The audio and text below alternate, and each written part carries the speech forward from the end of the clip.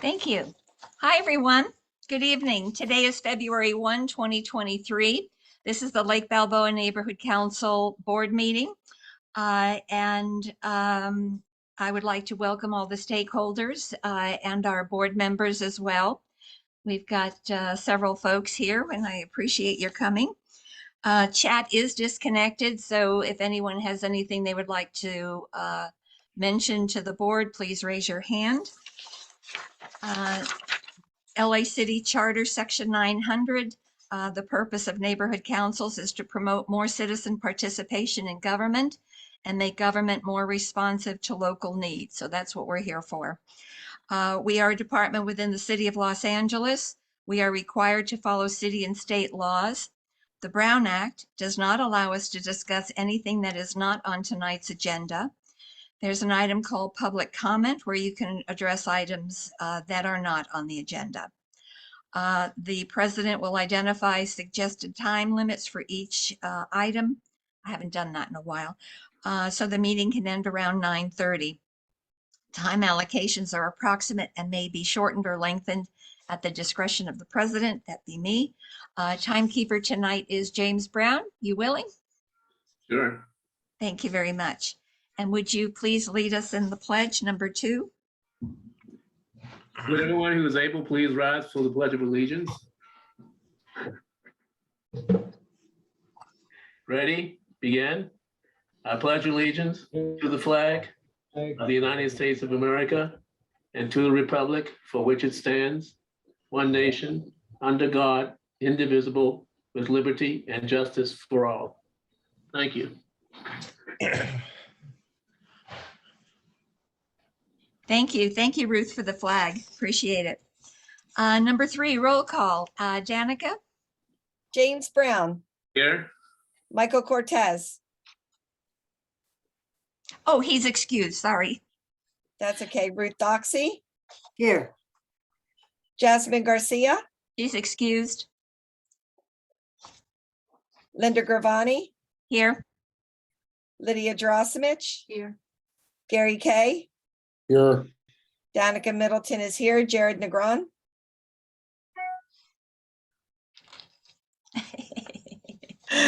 Thanks. I couldn't find my button here. Carol Newman, Here. Jeremy Pisanik, Here. Linda Schwering, Here. and Jim Stein. Here.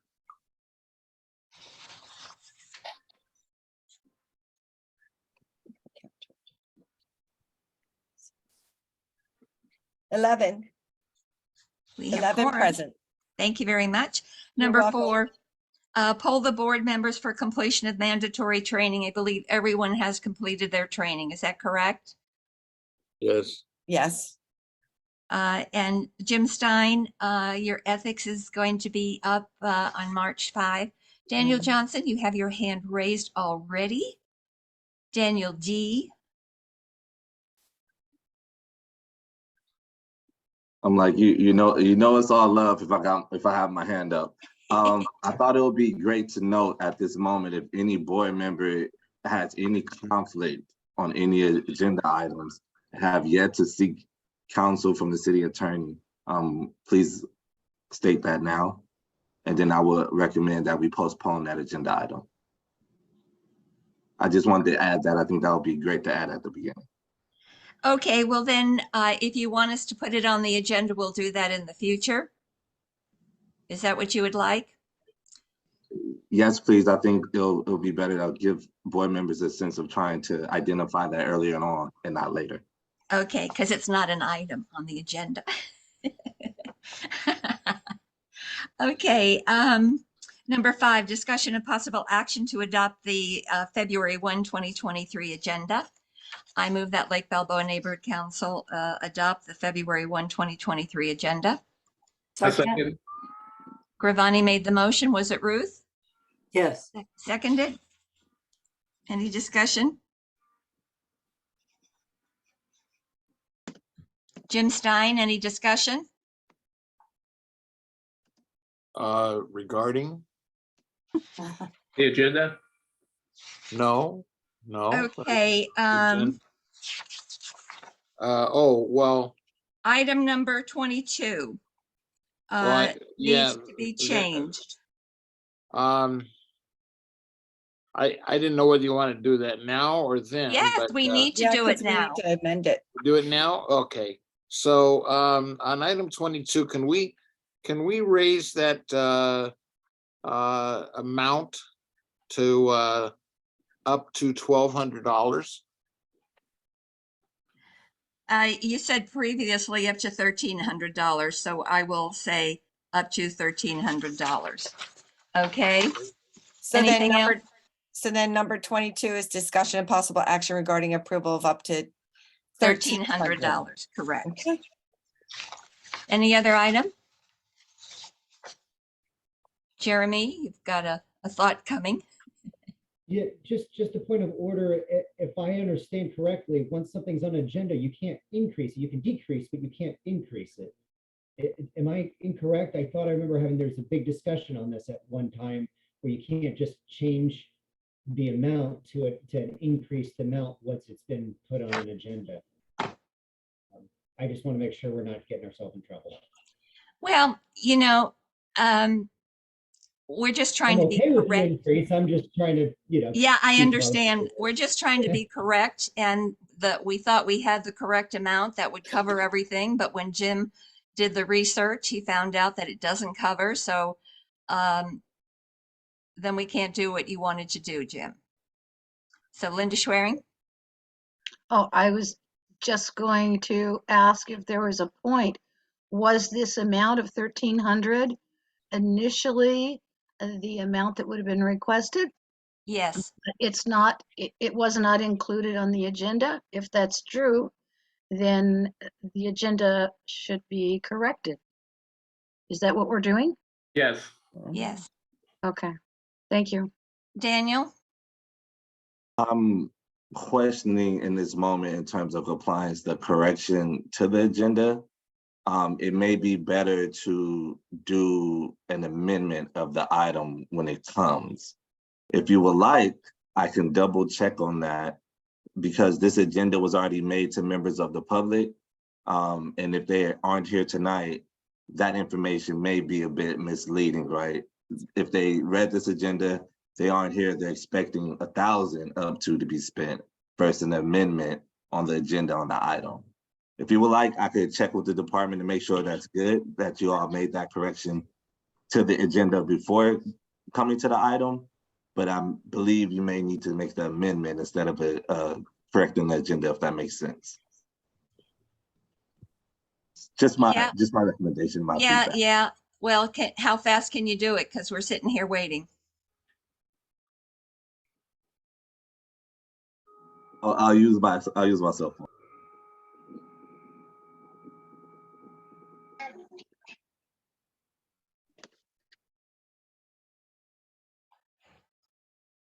Sorry, everyone.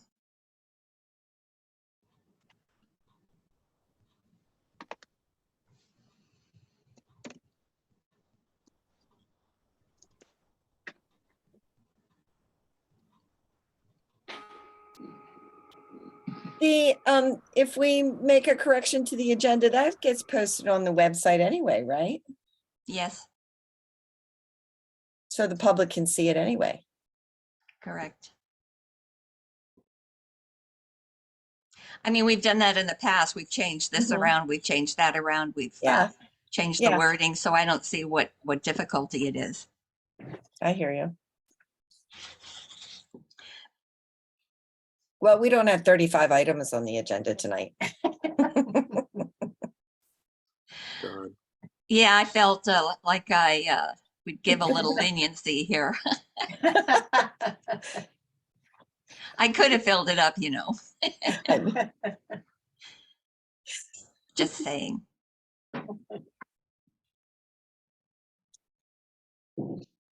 Linda, you have something to add while we're waiting? I have a question, actually. On my screen here, I look like a bobblehead from a baseball game with black. I'm sure Black I'm and sure white. you're a Dodger player. Yeah, so right now I am locked in on an X-ray. I just want to make sure that you know I'm still here. I have no idea what you see.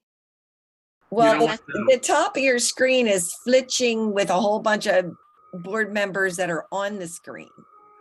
And yes, and- your face is staying perfectly still. Well, Yeah, now- oh, there you go. Now you're good. Okay, I don't know what's causing it, but if I make a face, it might freeze it. So I'll be Okay, very careful. Daniel, Thank you. I think he's still finding out.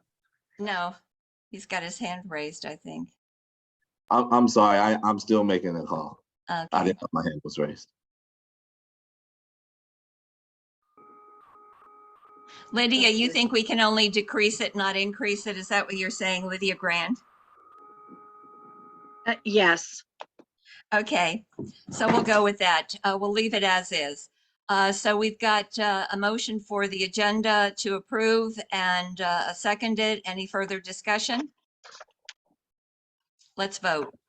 We're Okay, not waiting for Daniel. Okay, James Brown.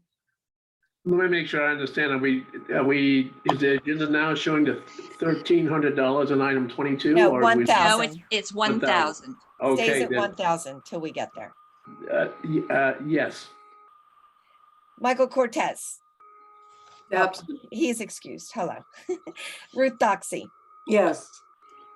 Jasmine Garcia is excused. Linda Gravani. Yes.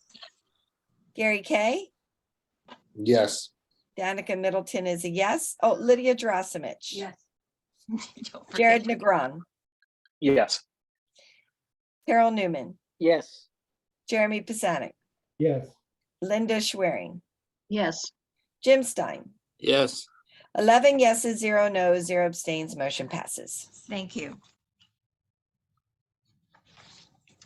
Okay, number 7, announcements and reports. We've got LAPD here, Officer Mike. Hi, welcome. oh, excuse me. Do we bypass number 6? Oh, yes, we did. Excuse me. I didn't mean to do that. I thought we should rush. Number 6, discussion of possible action regarding the approval of special meeting for January 2023. I move that Lake Balboa approve the special minutes, the minutes for the special January 2023 meeting. I second. Who was that? I heard Danica, but somebody else was first. Jeremy. Thank you. Discussion? Okay, so it's Gravani moved, Pisanik second. Correct. Okay, Okay. Let's vote. And that would be, Michael Cortez is not here. Gravani was there, so yes for Gravani. Lydia, Lydia, Lydia who? you. Oh, me? Lydia, that's true. There's 2. Drasimich, yes or no? sorry, yeah. Yes. Kay, Yes. Middleton, Yes. Negron, Yes. Newman, Yes. Pisanik, Yes. Schwerin, Yes, Stein. Yes. The others were not at the meeting, so they're not eligible. Right. So they're ineligible. Okay. We abstain, right?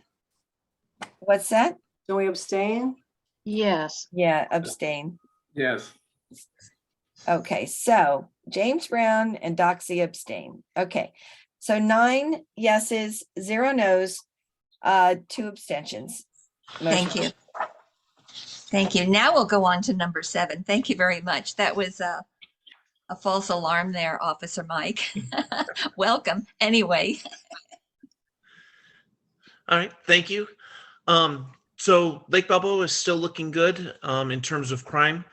I'm going to go into the homeless just very quickly, and then I'll go back. We do have cleanups along Van Owen between Balboa and Havenhurst. Those are going to happen, weather permitting, next week.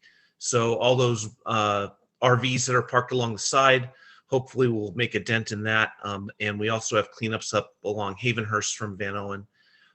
So those are the homeless cleanups that we've got going on in the next week. And like I say, the wintertime can be a little bit tricky because If it's raining or if the temperature is under 60 degrees, then it changes what we can do in terms of cleanup. Back to crime, like I say, crime is still down, although we have had a little bit of an uptick in residential burglaries.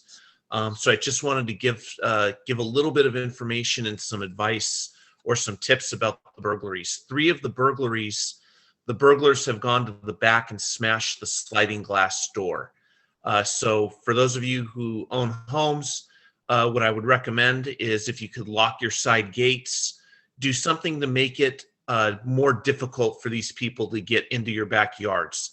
They aren't coming through or kicking the front door. Like I say, they're going into the backyard. If you're working in your yards and you're using tools, most notably hammers, mallets, something that can break the window, please lock those up. What they are doing is going in the backyards, and if they find an instrument that they can use to break a window, they're actually using your own tools against you. If you have a 2-story house, this hasn't been a factor in Lake Balboa. It has been a big one in Encino and Tarzana, where we've had a rash of burglaries. If you have a ladder and you're using a ladder, please put your ladder and lock and secure your ladder in your garage or somewhere where a burglar can't get to it. Many burglars are, what a lot of them are doing down south, like I say, in Encino and Tarzana. They're using the ladders to climb to the 2nd floor because most people don't have their 2nd floor windows connected to their burglar alarms. And they're breaking in through the 2nd floor, and even though they have an alarm, the alarm isn't activating. So these are just little things that are happening, and hopefully will help you keep your home safe. The other thing is lighting. I know one of the big problems in Lake Balboa is there's a lot of very dark streets without any street lights. Yeah. I would recommend invest in some motion lights, put them in your front yard, along the side yards, in the backyard. Make sure that, those lights are lighting up. Light is your friend, it's their enemy. So get lights. Cameras help us. They help us identify people. They help us get pictures. A lot of people ask me if they're a deterrent. I don't know if they're a deterrent or not, but they do really help us. So if you have cameras, those absolutely help. But the big things, like I say, a lot of people leave their side gates open because they have gardeners coming in or the pool people, something like that. Please lock up your side gates. If you can put something on it, a little bit of wrought iron, something that makes it difficult to jump over, that's even better. And like secure your tools and your ladders. Other than that, there's not much else going on in Lake Balboa. Like I say, we have a couple of cleanups next week, and overall crime is still looking real good. We did have some thefts, probably attributable to porch pirates because we were going through the holidays, but there's no big crime rates or anything like that. But like I say, we've just had that uptick in residential burglaries. So if you could pass that on to people, that your neighbors, your family members that live here, just let them know to secure their house and watch out for your neighbors. If you see somebody prowling around your neighbor's house, call, and you don't recognize this person, you feel it's suspicious, by all means, call us, get us out there, and we'll come out as quick as we can and deal with it. Thank you. Ruth, you have your hand raised?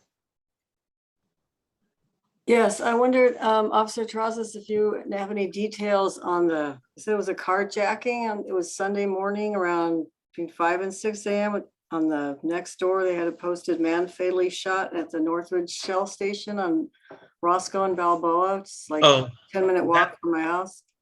That's the homicide detectives are still investigating that. Basically, we had a gentleman who pulled into the Shell Station. There was somebody around the corner, and he shot and killed the victim. I can't go into there are a couple of theories that they're using. Unfortunately, I can't reveal those publicly because the detectives need them to follow up. But I can say that they are investigating, and they do have a couple of leads for that. We don't believe it's a random. We believe the victim was targeted rather than this just being a random shooting, though. Oh, okay. Thank you. Thank you. Appreciate that. Any other questions? Okay, we'll move on to LA City Council District 6. Vienna has moved on. We no longer have a council person. So usually when there's a new council person, they bring in their own folks. So I guess she decided it was time to move on to greener pastures. So good luck, Vienna. Next, we have Michelle. Hi, Michelle from Mayor Karen Bass's office. Welcome. Hi, good evening, everyone. My name is Michelle Vergara. I am the senior and East Valley area rep for Mayor Bass. I cover everything from Silmar all the way down to Sunland Tahunga, down to Toluca Lake, and Van Nuys and Lake Balboa, which includes you, and everything in between. So just a little slither of the East Valley, right? Happy New Year to you all. I'm very excited to be here and join you tonight. A couple of things that I would like to share. As you all know, Mayor Bass has been very busy since her first day in office, first with declaring the state of emergency on homelessness, signing Executive Directive 1, Executive Directive 2. Executive Directive 1 basically speeds up the process for housing, trying to cut around some of that red tape. So that's up and going. And then Executive Directive 2 is a very exciting program called Insight Safe, which aims to basically bring folks from inside tents and encampments into more permanent supportive housing. And the program was actually kicked off along with Councilwoman Raman in her district under the Cahuenga underpass. And from then it moved on to Venice, and it's been expanding, making its way through the city. So the program itself targets areas that have chronic homelessness and basically gets folks housed and providing them a really wraparound service model to prevent them from going back on the street. So with the first two operations, over 100 folks were housed. Just yesterday, or today actually, Mayor Bass announced the expansion of Insight Safe into the West LA area. And at some point, it will be making its way to the Valley. So as the program continues to unfold, I'm happy to continue to provide updates and further conversation on that. Last but not least, as you all heard potentially, yesterday Mayor Karen Bass did write a letter in support of Chief Moore's reappointment. So that is happening. She did, however, state some very concrete stipulations in terms of what she expects and how she wants to continue expanding police reform, which includes improving the response involving those experiencing mental health crises, reducing crime overall, increasing community policing, and a lot of other training for officers. So it is said that Chief Moore will not serve the entire 5-year term. And then as it gets closer to the 2026 World Cup and the 2028 Olympics, there will be a search for a new chief at that time. But she did put out a press release, and there is the letter included on there. Happy to share that if you guys are interested. And just want to remind everyone that we are here to continue serving you and helping with any city-related matters. We work very closely with our council partners, so happy to step in where we can. My email is Michelle, MICHELLE .Vergara, that's V as in Victor, ERGARA @lacity.org. So please feel free to email me there. Our office, every time we get updates on what Mayor Bass is doing, I do go ahead and send those out to all the neighborhood councils. So please let me know if you haven't been receiving those updates. I'm happy to get a more accurate address for you all, and happy to continue sending those. And then lastly, I encourage you all to stay up to date with the latest news and happenings from Mayor Karen Bass. So you can do that by visiting mayor.lacity.gov/newsletter. You can sign up for her newsletter there. And that's it on my end. Happy to take any questions. Thank you. I would like your phone number also, please. Yes, that is 213-400-8255. 9816. And I personally would like a copy of that letter if you don't mind. If you Yeah, could forward that to me, absolutely. thank you. James Brown? Yes, a couple of questions for Michelle. Michelle, I've just read recently that the Board of Police Commissioners did unanimously approve the extension for Chief Moore, even though it might be short-lived, as you mentioned before. But my question to you is this: I know that that LAPD has a contract renewal coming up this year. And there's been a lot of scuttlebutt about that in terms of what direction that's going to take. Not that I'm asking you to talk about that, but I'm sure the mayor is aware of this going on. And the reason why I bring this up is that right now I know that the LAPD is down about 900 officers. And with by mid-year, that number will probably increase to over 1,200 officers. So the time to look toward police reform, making changes in LAPD, there was never been a greater time to do that, particularly now with the contracts coming up and the like. Do you have any comments on that?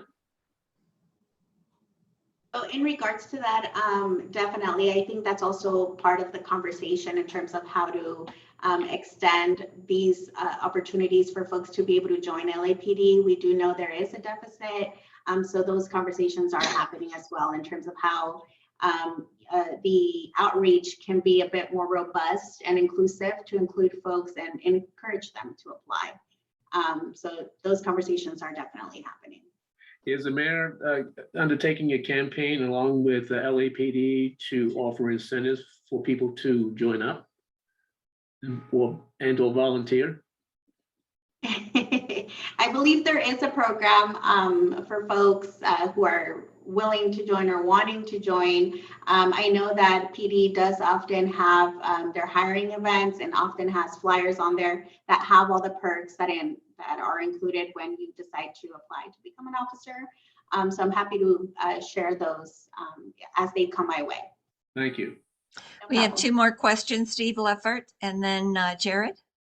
Yeah, I'm not sure you're the right person for the answer, but there's a lot of controversy going on about the Home Depot that's in Lake Balboa. They're talking about closing it and moving to a different location. And it may have something to do with the lease on the land being up and that LAWA owns the land. So is there any truth to that? Is there some reason that the Home Depot is not going to stay where it is? Yeah, I can definitely follow up on that and see. I mean, if it's LAWA that has the ownership, then, you know, it just really depends on whatever contract or lease was signed between Home Depot and LAWA. But I'm happy to do more digging for you and circle back on that. Yeah, because a lot of people are worried that that'll be more airplanes coming into the airport if they have more space. So, okay, thank you. Jared? Really quick, by any chance, do you happen to know if there's a date for the closure? No. Okay, I can find that out too. Thanks. Jared? Hi, Michelle. Welcome and thanks for coming. I wanted to just ask a really quick question. I'm sure you know we are without representation right now, CD6, and that's been a really large concern for a lot of people in our neighborhood. My block is extremely concerned about that. We've been very neglected on this side of Lake Balboa in terms of street services, utility services, lighting.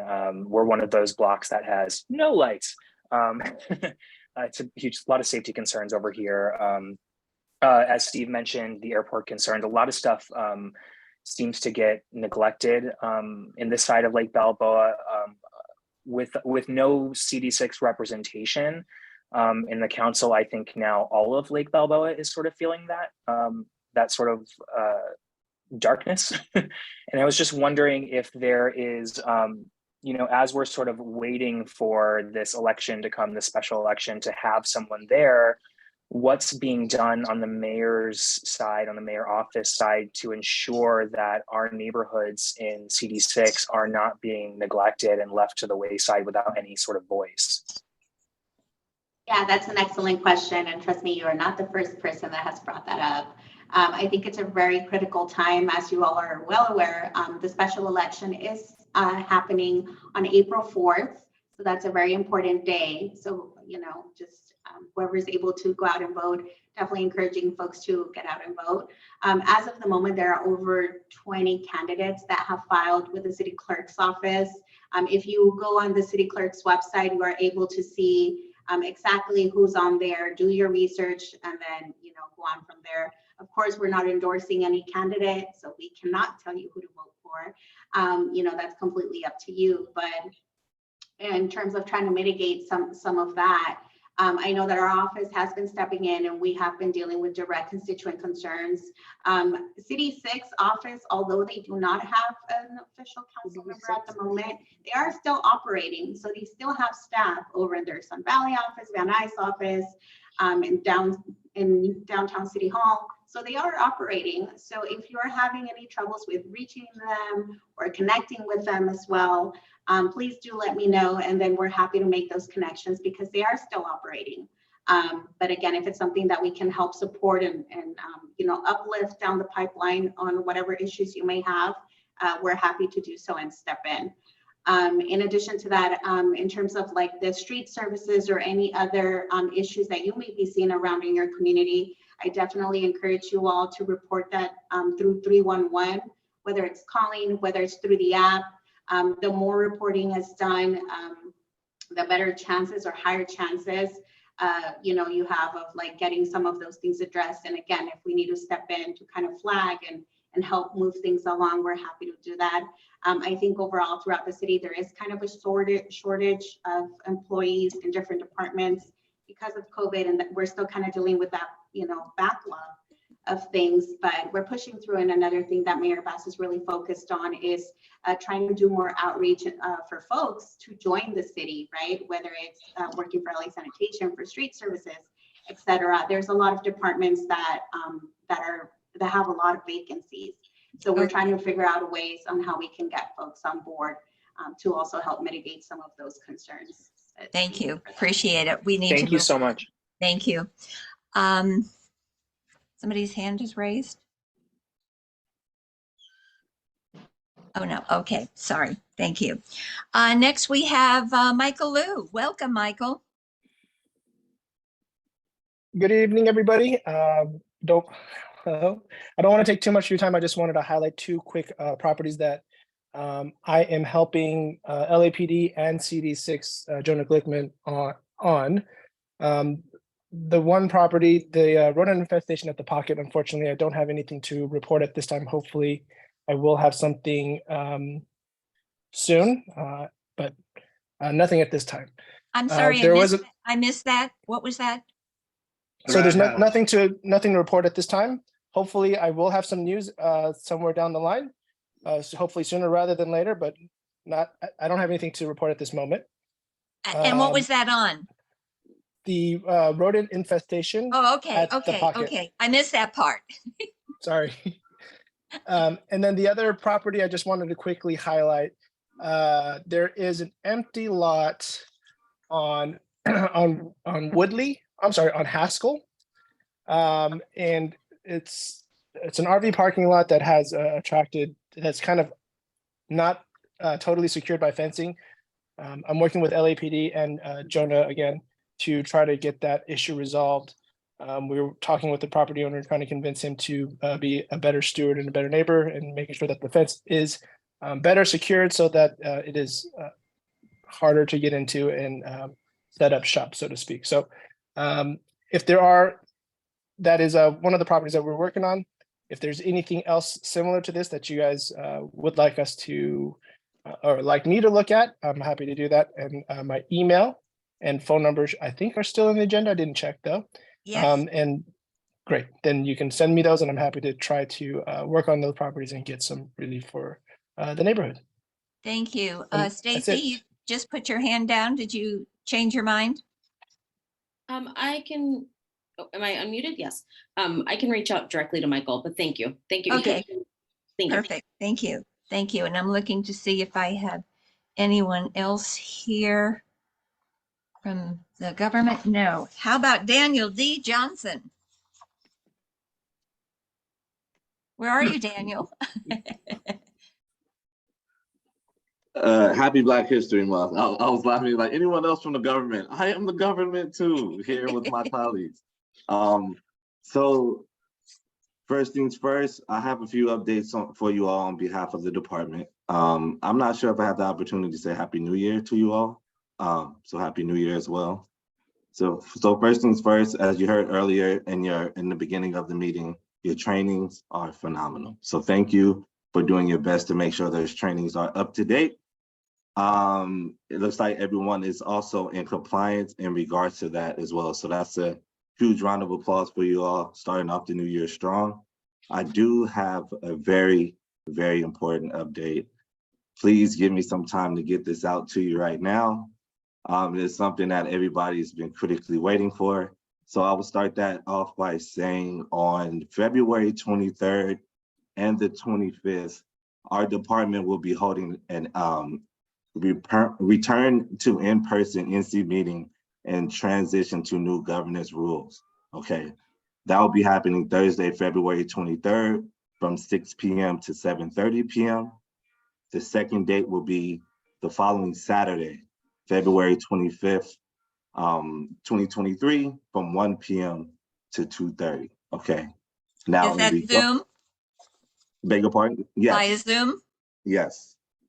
Now, in regards to that, I have updates in regards to that, and I'll end my updates with that in case you all have any questions that I could take back into the department. Please give me a second as I try to get these windows going here. So this is how I'll start. So NCs are returning to in-person meetings starting March 1st because of the state of emergency declared over the pandemic is ending, and that was what was keeping meetings virtual. Recently, a city council motion was passed to ask the state legislature to allow meetings for bodies like neighborhood councils to remain virtual permanently, but that would take time to move through the legislature, okay? So there will likely be a gap. This is Council File 22-107. That is the council file to reference when advocating for or against this issue. I'm sorry, give me the council file number again. The council file is 22-1070. So that's 22-1070. Thank you. However, while we wait, there are 3 different hybrid in-person meeting options you can utilize right now. So this is where I'm going to give you a synopsis and not go into too much detail as it pertains, okay? The first is an option that is already allowed in the Brown Act, the satellite hybrid option. This works like a watch party. The legislative body, such as the neighborhood council, meets in person, but the public can participate in the satellite locations, which have their own specific requirements for accessibility. This option just requires a speakerphone in the meeting room to receive public comment. If everyone cannot attend at an in-person meeting, then there are 2 other options allowed under AB 2449. Again, that's AB 2449. Option 2 is where the entire legislative body must participate in person, but the public can participate virtually or in person. So this is almost the same as the first option, but here the audience can choose how to attend. Third, AB 2449, and finally, under option number 3, this is what option 3 is. The legislative body may allow some members of the body to participate remotely under certain conditions, which are fairly restricted. The legislative body and individual members are both limited in the total number of times they may do this during the course of a calendar year. So the Department of Neighborhood Empowerment will make sure to follow up with neighborhood councils regarding what gear you will need to make the different types of gear needed to to utilize during these meetings. So I share that with you all to let you all know that March 1st, everyone is expected to be in person. We will go into more detail in what that looks like as it pertains to the Brown Act on February 23rd and February 25th. The reason why I share this all with you all tonight is because as your colleague one within the city, although you all are volunteers, you're attached to the city, I need to lean on you and you all need to lean on me so that we can make this a smooth transition as possible for LBNC. Okay, Daniel, I'm going to stop you for just a second. So Okay. number one was to meet in person and have a speakerphone. It's satellite. So yes, but the keyword in that will be a satellite option that's already have been available. Where there are two separate locations. That other location has to have a speakerphone for the members of the public to be able to make comment. So we need to find a second place. If that is an option that your board chooses, yes. So we can't have a speakerphone in the one location. We have to have a speakerphone in another location. If you select the satellite location, you will need a speakerphone at another location. It doesn't make sense. So technically, I hear you. For clarity, you'll need both, right? You'll need to be able to hear the public, and they'll be able to need to utilize that speakerphone to give public comment to you all. So it works both ways. You'll need two speakerphones at that point. Option number two. So do you have a question in regards to option number two? Can you repeat option two? Option number two, thank you very much. Option number two is the entire legislative body must participate in person, but the public can participate virtually or in person. I want to clarify. Okay, so how does virtually work? So virtually will work in terms of the gear that you have. So we have to have a laptop or something and a Zoom. To broadcast, yes, to members of the public. This is kind of why, so this is why I wanted to bring it up tonight. Okay.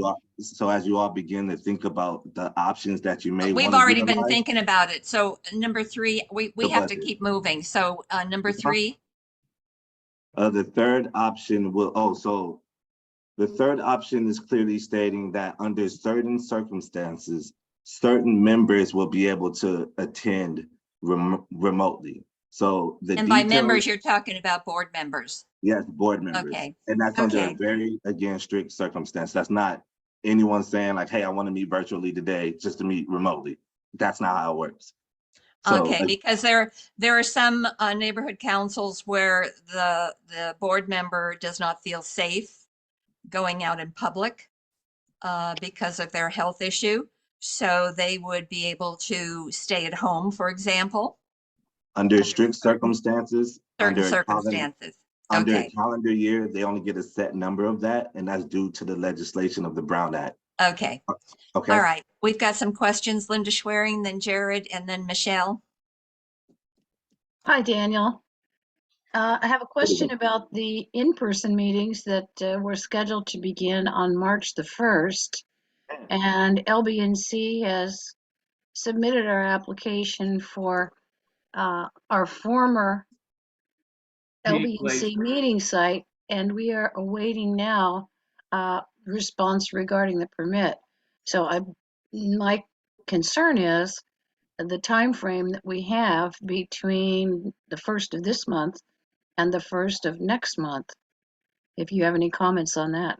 That information should be, or questioning should be directed to the city clerk's office, in which I can support you in reaching out and receiving an answer from them. Okay, thank you. Yes. Okay, Jared, and then Michelle, and then we have Cindy. Daniel, will those sessions on the 23rd and the 25th be recorded for those of us who will not be able to attend? Yes, just so we can get that information correctly. Yes, they will be recorded. They'll have full detail, and I'm asking the NC to please send me your questions so that the department can answer them those nights as well. Okay, thank you. Michelle?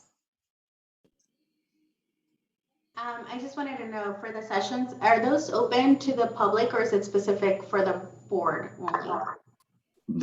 That information will be open to the public. Okay. Okay, and is that happening across the city on the same days where they're also going to be doing other workshops in other parts of the city?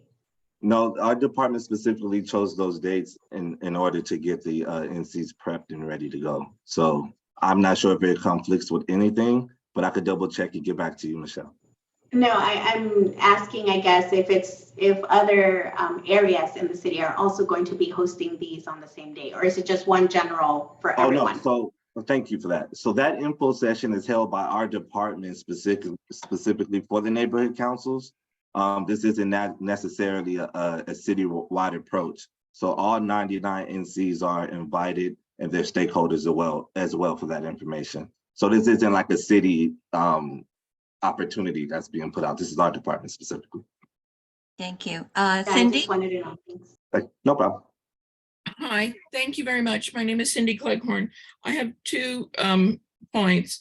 One, the biggest one is the safety, the requirement with regards to vaccination. Is that going to be enforced? And if so, who's going to be the enforcer?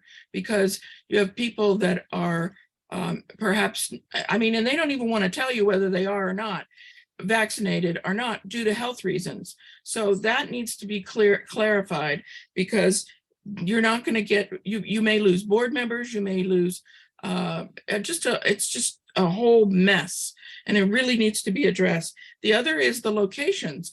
The locations are not confirmed. I just heard you say that you're bouncing it to the city clerk.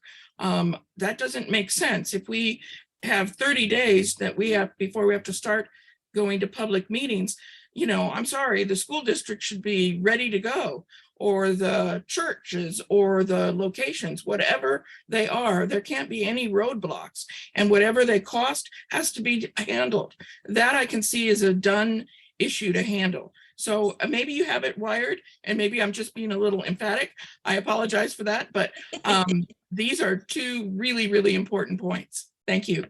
Thank I'm you. with you, Cindy. I just wanted to provide a little bit of clarification to what Cindy stated. Regarding vaccination, any city entity or any location that is deemed a city entity at the time, such as a neighborhood council meeting, is subject to requiring vaccination. That was moved by city council. Our department does not have control of that. The second thing is, it is city clerk's office who determines the locations for the neighborhood councils.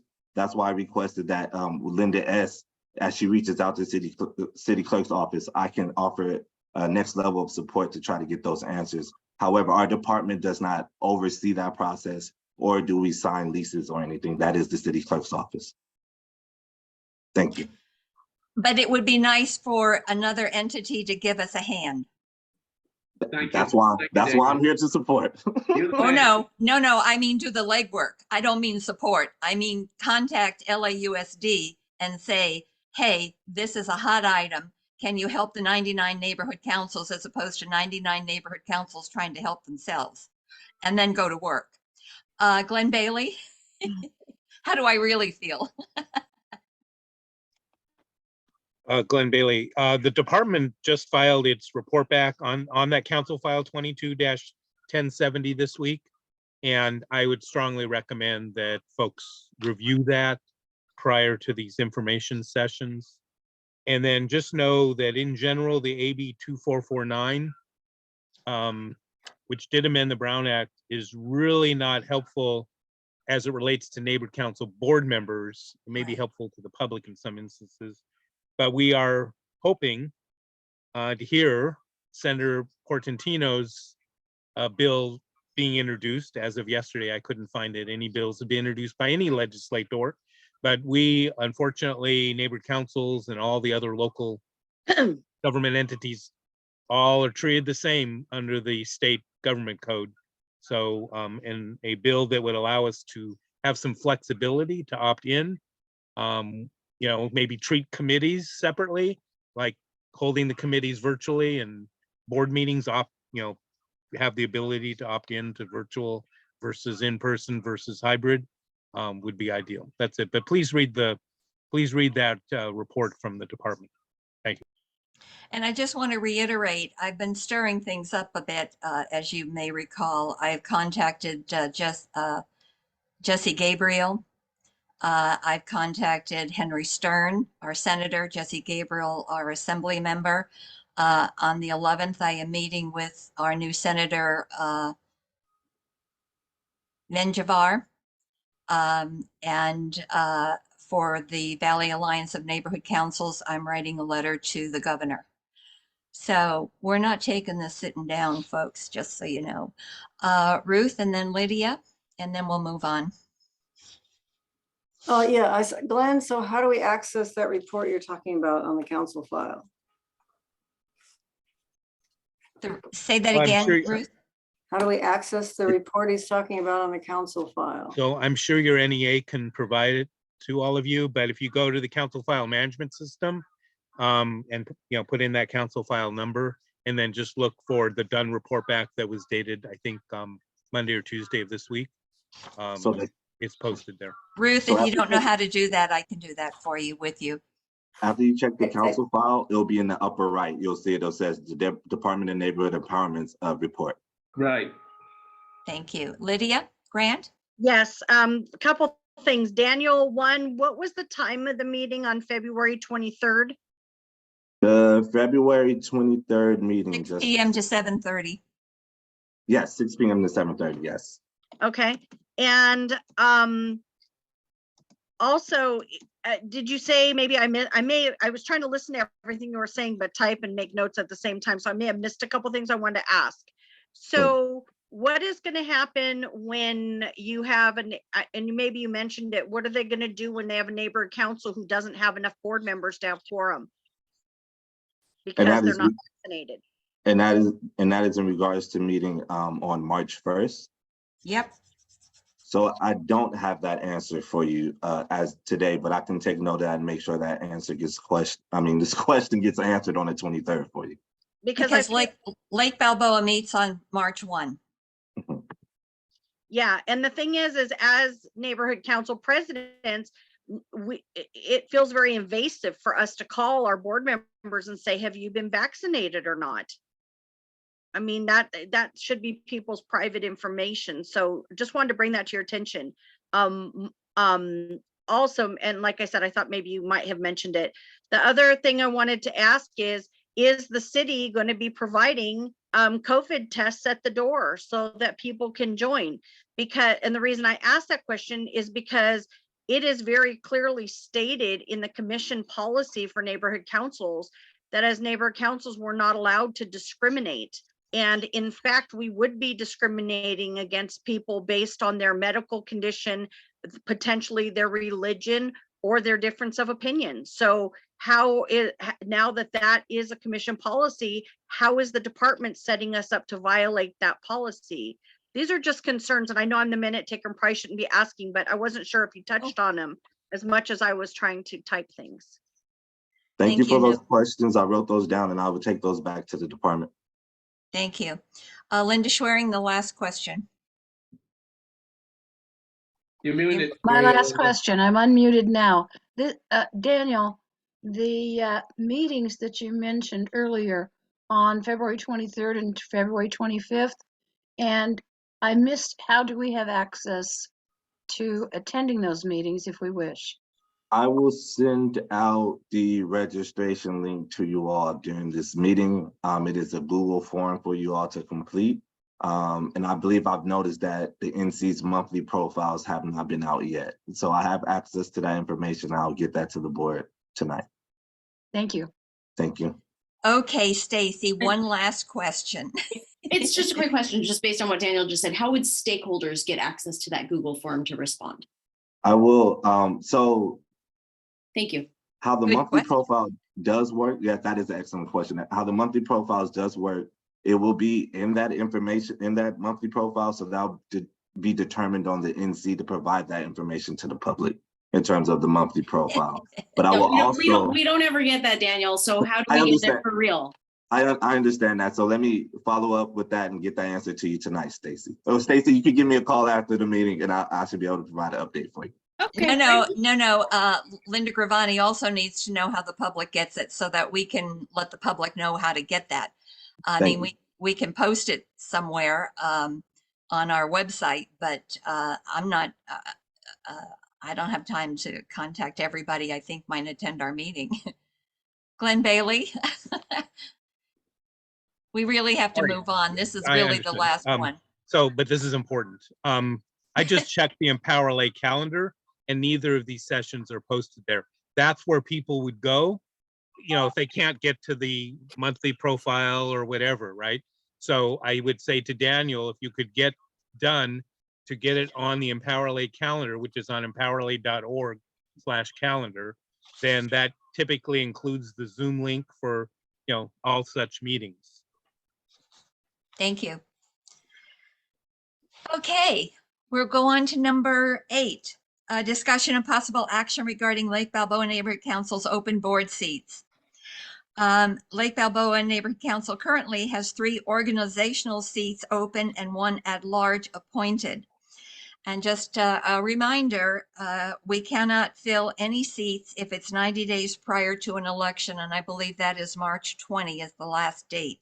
So if we have any folks that would be interested in joining our team, it has to be before March 20. So I have none for tonight. That would mean March 1 when we meet in person. And they all have to be organizational. And I'm just going to read to you just above item number 9. The last paragraph, it says, in making the appointments, the board will appoint stakeholder who are not currently represented or underrepresented on the board in order to achieve a full roster, representation, sorry. So we're missing 3 organizationals. We cannot fill the other appointed seat because we have organizationals open. So we technically have 4 organizational seats. And since we don't have one, we have none. Stacy, is your hand still raised from before? No, it's a new hand, not an old hand. Oh, okay, Stacy. Thank you. I have 2 questions. One, I would love to understand what all those abbreviations are in G, because, you know, there's a lot of things that are abbreviated that those of us as stakeholders may not understand, like OSBM, ALA, well, not that one, because that one's defined, but they're not all defined. So this doesn't need to happen now, but maybe that could be included in a future agenda to just be clear. It's actually all defined in the bylaws, which are I looked in the bylaws and they're not all clearly there. So I tried, I did. And Okay. then my other question about that is, could you explain what an at-large means? Because I've actually asked board members who can't answer that either. So at-large versus, you know, at-large appointed versus the others. Thank you. Well, it's not a specific seat. If we were appointing an at-large organizational, then it would be an at-large organizational. This is an at-large appointed for any one of the seats that can be filled. So it could be a business rep, it could be a residential rep, it could be organizational, it could be a senior, it could be a youth. Okay, so it's just an open-ended seat. Correct. Thank you. Linda Schwering, and then we're moving on. I think perhaps Stacy's question touched on mine. We have 3 organizational seats open and 1 additional seat. Can you very briefly elaborate again with regard to the 4th seat? Because it is not technically an organizational seat. Just said. Because we have no organizational representation, it's underrepresented. Therefore, we can't appoint somebody for a business rep. Thank you. Got it? Got it. Let's move on. Number 9, discussion and possible action regarding Lake Balboa Neighborhood Council 18 June 2023 election. Again, 18th of February is the candidate filing. So those of us that wish to run again next year, and people that are on the meeting tonight, we are looking for candidates, and you can start filing on the 18th of February. Underneath F on 9, you'll see where you can find the documentation needed. And the filing will end on the 4th of April. So there is a limited time for candidates to file. Jim, do you have anything else you want to add for election?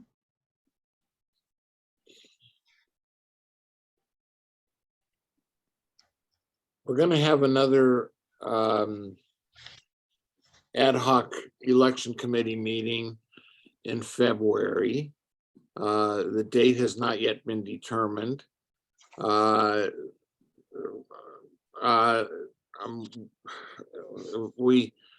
biggest thing that we're doing at this time is preparing for the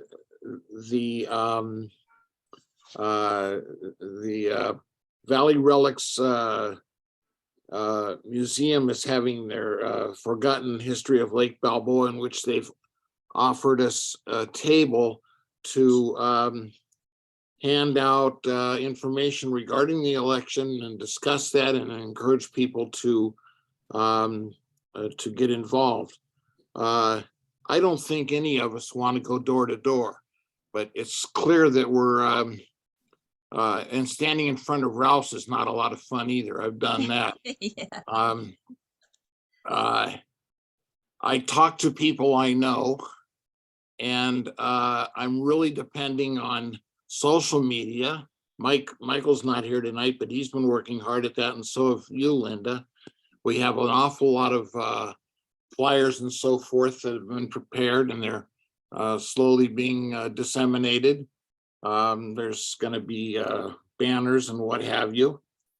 I hope that all of you that can come to the Valley Relics Museum on the 21st of February from 7 to 8:30, so that folks who come there can see us as members of the neighborhood council and explain to people what we do and why they might want to get involved, I hope, and hand out the flyers that we will have ready for them. And also, don't forget, there will be a Lake Balboa table at the candidate forum And for also at the, CD6. yes, and at the candidate forum. And that all 7 neighborhood councils are advertising the candidate forum, and that they will have their own table with their own T-shirts and whistles and whatever to lure people over to talk with us and see if we can get them interested in joining the board. Linda Schwerin, one quick question, please.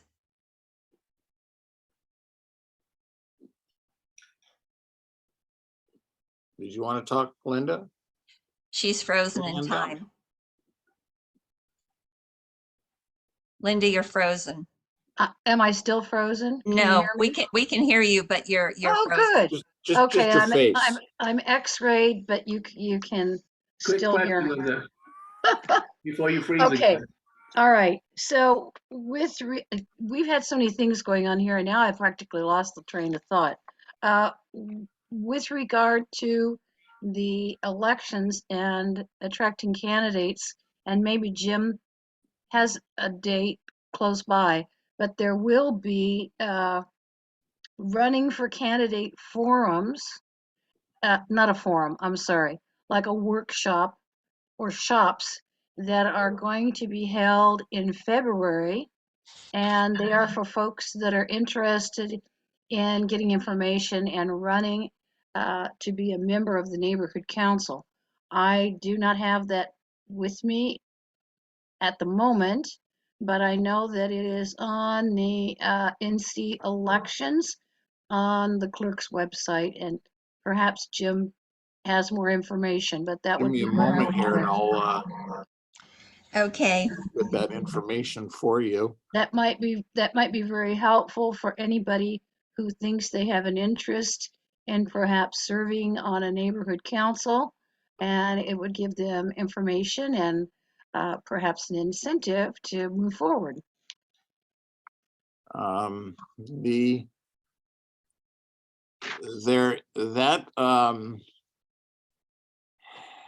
well, we're going to share that flyer a little bit later, but I mean, I could read the whole thing to you. Maybe you want to wait until we can share that flyer.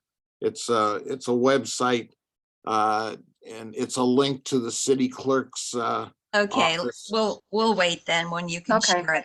Thanks. Okay, we'll move on to number 10, public comments. Please advise the neighborhood council if you are a registered lobbyist. Also, please advise the neighborhood council if you are a Lake Balboa Neighborhood Council stakeholder. Comments from the public on non-agenda items, issues, announcements, and complaints within the jurisdiction of the Lake Balboa Neighborhood Council. You have 2 minutes per speaker. The state of California's Brown Act prevents the board from discussing your comments. You can also email your thoughts to Lake Balboa Neighborhood Council President at lindag@lakebalboanc.org. Public comments. Dave.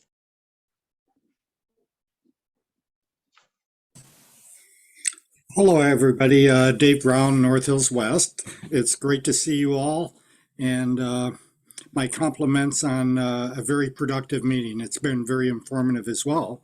And so allow me, if I may, to inform you of something of interest. On Saturday, February 25th at Pierce College will be the first annual DPF, Disaster Preparedness Fair, at Pierce College. The time may fluctuate slightly. 9 a.m. to 2 p.m. is the current planned time of the event.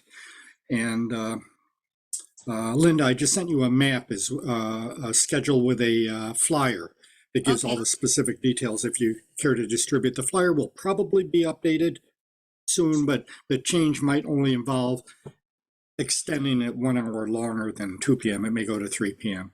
But think, if you will, a mini version of the annual Valley Disaster Preparedness Fair.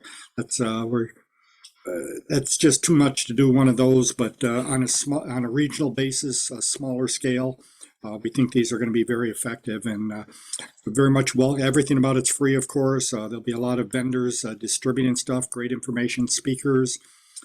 Again, similar nature to the Valley Disaster Preparedness Fair. So I'd like to welcome you all to it, and we'll provide you additional updated information as it happens. Thank you. Thank you. Thank you. I'm really sorry we don't have our EP committee. Anyone else with hands?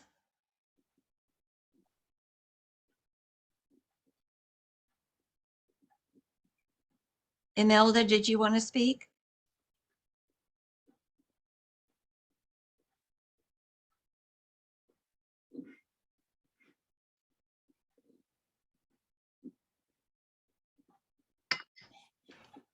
Hi, are you referring to me, Imelda Padilla, Linda? Yes, I am. Oh, okay, great. I was gonna wait for public comment. This but is public comment. Oh, I'm so sorry. I was just trying to, follow along as much as possible and listen more than speak. But anyways, so thank you for the opportunity. Hello, everyone. I am here today to introduce myself as a candidate for Council District 6. I wanted to come and show my support as a former member of a neighborhood council. I did 4 years when I was in Sun Valley, and I joined that freshly right out of college. So I did it, when I was still young, and in the process of learning how things get done in the city and in my community and place that I call home. So I wanted to just elevate that, because I do plan to be a candidate that supports the neighborhood councils. I very much respect the work that you do and the time and the passion that you have for the community. I learned so much from a lot of the people that were there years before in Sun Valley, such as Michael Guerra, Susan Bartlett, a lot of people that are no longer with us, but I cherish those memories and the things that I learned. So if I earn your vote, you can definitely count on somebody that's going to read all of your community impact statements, the concerns that you bring to the staff. Lake Balboa is very important to me, and I'm running as somebody that is a coalition builder that plans to listen to everyone as I formulate and I, vote on policy. And I am also running as somebody that wants to be accessible. So that is why I'm I'm going to be the kind of leader that attends neighborhood councils, and you will see me more often than you probably have any other leader, just because I bring that experience of, participating in my own. So again, thank you for everything that you do, the opportunity to speak and to learn more about me. Please check out my website at imeldapadilla.com, where you can learn about the work that I've already done in District 6 in all of Los Angeles. And you can also see the top 7 platform priorities that I have and plan to work on. Thank you all so much for your time, and I will see you at the candidate forum in a few weeks. Thank you. Glenn Bailey. Glenn Bailey, and you asked regarding stakeholder status. I did vote in your last election 4 years ago, and probably will this time too. So yes, I'm a stakeholder. I just wanted to comment. I believe all board members received an e-blast from Tony Wilkinson last week regarding the Department of Water and Power Memorandum of Understanding. And I just wanted to quickly comment that it was approved by the Board of Water and Power Commissioners at their meeting on January 24th. And part of that process, it does provide that it's a two-way street between DWP and the neighborhood councils. And they are asking the neighborhood councils to approve the MOU, even though it's approved on their side. And so hopefully you all did receive that. I received something from him, but no follow-up letting us know that it had been approved in the next step. So I know Linda knows how to reach Tony, and we'll ask him, but I just wanted to mention that all to you, and you may want to agendize it for your next meeting, because hopefully by then we'll have figured out the proper procedures. It is important because it is the only memorandum of understanding the neighborhood councils have with any city department. So it's important that it be successful so that we could hopefully have some with some of the other departments going forward. And this is I think the third 5-year term, so it's not like it's new. Thank you. Thank you. Any other attendees that wish to make a comment? James Brown, you're not part of the public, so you can't make a comment now. You'll have to hang on to your thought for a while. Going once, going twice. Gone. Okay, number 11, board announcements. I'm going to start. Not next month, but April 5 is Passover. And that is when we're going to have, that's the first Wednesday in April. So we're going to have to determine an alternate date. I received a notification today, and I think Linda Schwering may have also, effective the 17th of February, the neighborhood councils are all getting new credit cards and will not be able to use the old ones. So we have a couple activities that we have to pay for previous to the cutoff of that credit card. So Jim Stein, with your election outreach budget, we're going to have to go shopping and use the card that currently exists, so there's no glitch, which oftentimes happens. And I also just want to remind everyone, again, if indeed on March 1 we go live, it will be a meeting that starts at 7 p.m. We do have to have refreshments, and we do have to print the agendas and the MERS and all of that exciting stuff. So that's all I have. James Brown, then Ruth, and then Linda Schwering. James? Okay, thank you, Linda. I just wanted to make an announcement and remind folks that LAFD, Los Angeles City Fire Department, is still continuing to hold free community emergency response training at West Valley LAPD over in Van Arn. The class, we're in week 4 right now. I should say starting next Tuesday at 6:30. Week 4 is starting, and so the public has been and always is welcome to attend those classes or to make up any classes that you've missed in the past. The second announcement, for those individuals who are experiencing lights out on their streets, don't forget you can always dial 311. You can also call the Bureau of Street Lighting, and you have to keep that effort up until you get your lights on. They are still way behind, and so you have to keep up the telephone calling from residents on your block until you get those street lights turned back on. Thanks. Thank you, Ruth Doxey, and then Linda Schwerin. Thank you. I've got the report from the Sepulveda Basin Wildlife Area Steering Committee meeting from January 24th, 2023. The 2022 weeding report, the volunteers put in 3,264 hours, an increase of 516 hours over 2021, and they collected 1,582 bags of weeds, an increase of 224 bags. And I was responsible for a few of those bags and a few of those hours. So go out and see the wildflowers that are coming up because the weeds are gone. Second thing, Army Corps of Engineers will be performing their annual clean out of the Sepulveda Dam intake channel in February. You might see a lot of movement of equipment down there. Third thing is the Army Corps' update of the Sepulveda Basin Master Plan is on hold. They're waiting for the vision plan from LA City to be finalized. The Rec and Parks update, there's no water to the bathroom lines. The bathroom right now, because homeless folks were tampering with the main supply line and valve close to the orange line on Victory. New fencing has been installed between the wildlife area and lawn next to the amphitheater. Cars and trucks parking on the lawn is still a big problem. At viewing area 3 that's partially sunk into the lake, the engineering within the department will have to handle the repair. And there's a city council file proposing to name the Coast Live Oak as the official city tree, and some of us put in CISs about that. And the last thing is Nuri Martinez continues to call the shots in the basin because her vision plan was not nullified by the city council. That's my report. Thank you. Thank you very much. Jim Stein and then Lydia Grant. We're going to have a Rec and Park meeting on Tuesday, coming Tuesday, the 7th, starting at 7 o'clock. It will be short, but there's some things that we need to discuss.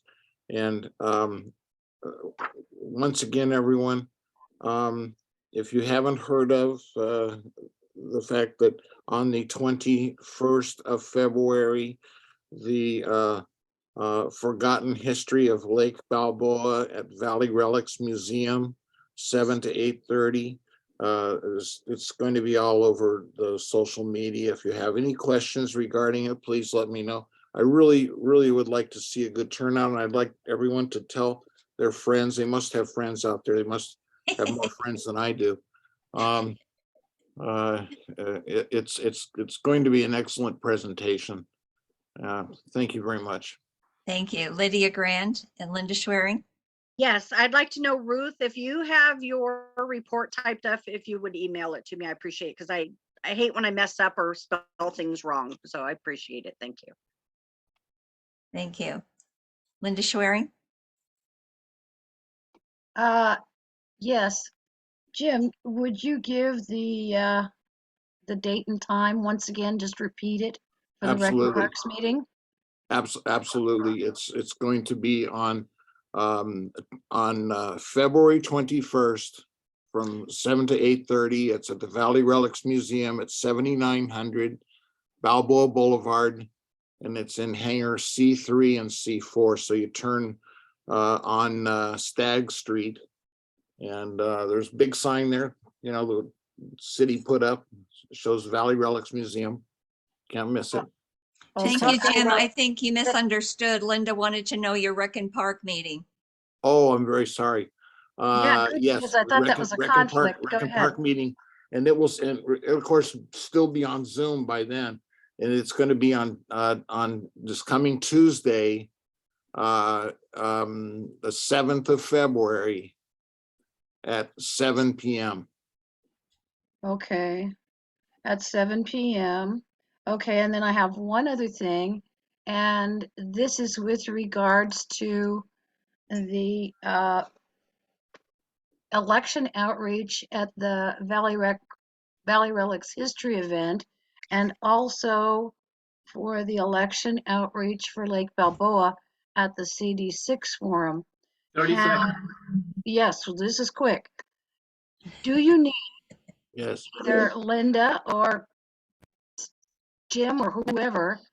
Do we have board members who are willing to spend some time to be at these events and support the election outreach for Lake Balboa Neighborhood Council? Well, And if we Michael and I don't- will be there for sure. Linda Gravani has told me she's going to be there. Time, At which one? time. At Okay, the Valley Relics. Jim will send out an email to everybody and ask who can attend. Yeah, I'll do that. Okay, we're on to the next budget advocates, but LA City Charter, Section 909, Annual City Budget Priorities. Each neighborhood council may present to the mayor and council an annual list of priorities for the city budget. So we have budget advocates for Region 3, and Glenn Bailey, are you available to give us an update? He's celebrating a birthday as well as listening to other neighborhood councils. Happy So- birthday. Not he's my two- birthday. It's a He's family. two-timing us or three-timing us, but that's okay. We'll allow it. No, just double timing. So, sorry, my birthday's not till June, so, okay, so Glenn Bailey, and by the way, we also have another budget advocate in the house, and that's from Region 1, Cindy Clayhorn. Thank you, Cindy, for attending. So, there was a monthly report emailed to the board a few days ago, I think maybe on Monday. So I'm not going to repeat all of that. I'd request if you would review it. The co-chairs work hard to try to get get it concise and get all the information in there. However, there's something very, very important that I just want to stress tonight. And that is, as we did last year, we are having a town hall on the proposed Department of Neighborhood Empowerment budget for next fiscal year. So the general manager, Raquel Beltran, will be presenting, along with, I think, a couple of staffers, the proposed budget.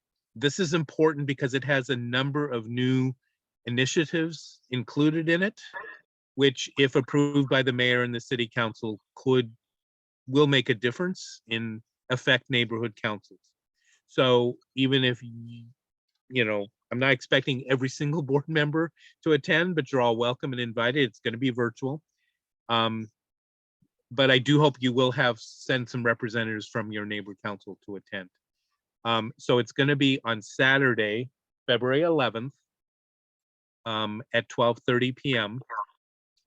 And we thank Cindy Clayhorn, who also chairs Plan Check NC, for accommodating the scheduling on that, because just to make it all work. There will be a full presentation, because this is the only thing on the agenda, unlike some of the other meetings, alliances, etc., where there's a lengthy agenda. This will be the full presentation of the entire $4 million budget. And there will be an opportunity for a Q&A session following. We do ask, hopefully in the monthly update, I'm not sure about the new one, but the previous ones, there's been a link to the budget proposal. And if you do have a chance to review it and you want to submit questions in advance, please do so, because we'll forward those to the general manager and ask that she try to answer those questions during the presentation. And if other questions come up during the presentation, we will try to get all of those answers. There's some questions that are similar, so we group them. And then any questions we don't have time to answer, then we'll send those to the department, and we will ask that those get answered. We send those to people.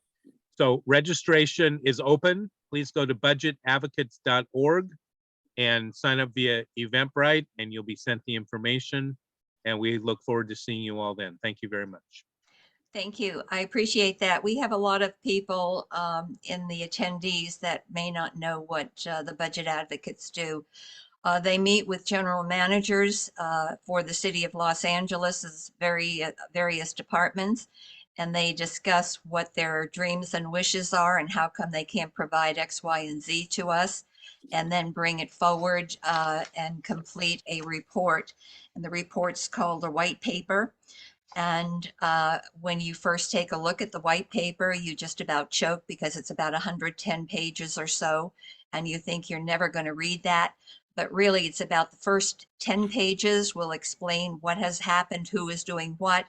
And then listed by various departments, it says, okay, human resources needs more help, or the police department's budget is blah, blah, or street services needs more whatever. So it's really interesting reading if you have a particular area that you're really interested in. So it's very well worth your time. And if you go, it's on the agenda just above item number 12, www.budgetadvocates.org. You can see the white papers from 2015, 16, 17, 18, 19, and 20. I think 21 is coming up. So it's something to be looking at. Okay, number 13, update Neighborhood Watch. Gary Kay? Thank you. I want to provide a quick update on the Neighborhood Watch block captain recruitment program that we started a little over a year ago. At that time, we basically had 5 current board members sign up to be block captains, 2 additional board members who are now former board members and no longer residing in Lake Balboa. And we had 2 different groups for 2 different areas of stakeholders, the general public stakeholders that signed up. Through our efforts, roughly, assuming that everybody was provided with paperwork with QR codes to our website and window decals for their homes that was part of the Neighborhood Watch outreach. Assuming that all of those were passed out, we reached roughly 2,164 stakeholders. That being said, sadly to date, no rosters have been submitted, no meetings have taken place. I know that there's 2 block captains that are in the process of scheduling meetings, those being myself and being Ruth. And Ruth, thank you. I know I owe you a return phone call, but perhaps this update will address some of that stuff. The last approved budget for Neighborhood Watch outreach was $2,000, of which we've only spent just under $200. The fiscal year prior to that, we had a larger budget and spent about half of it. At this time, I'm going to respectfully step down from the Neighborhood Watch work group. It doesn't feel like it's worth it. There doesn't seem to be enough interest, and I've put a lot of time into it to date. That being said, there are some ancillary items that were purchased that might be useful at the Valley Relics event, even though it's not our event, but that we have a table at, or future events such as name tags, Sharpies, and a few other things. I would say the money that we did spend thus far, it was not a waste by any means because the outreach was done, but unfortunately recruiting block captains who have the time and the ability to, shepherd their neighbors in their communities and lead Neighborhood Watch programs isn't happening. And perhaps under somebody else's leadership, you'll have better success. So that's my update. Thank you. Oh, very good. Jim Stein? Yeah, Gary, I know this is extremely frustrating with the Neighborhood Watch. I blame a lot of it on COVID. I've been involved with the Neighborhood Watch to the extent I can for, well, about 5 years. But since COVID, nobody wants to get out. People want to complain on Nextdoor a lot, but nobody wants to get together and have a meeting. One guy came and put flyers in everybody's mailbox up and down my street, complaining about people stealing catalytic converters, and I found out who he was, and I got a hold of him and I said, hey, do you want to get together with me? And do you want to do a neighborhood watch? And he said, look, I don't want to get involved with any of that stuff. I just want to complain. Literally, that's what he said to me. I couldn't believe it. Well, come to the neighborhood council.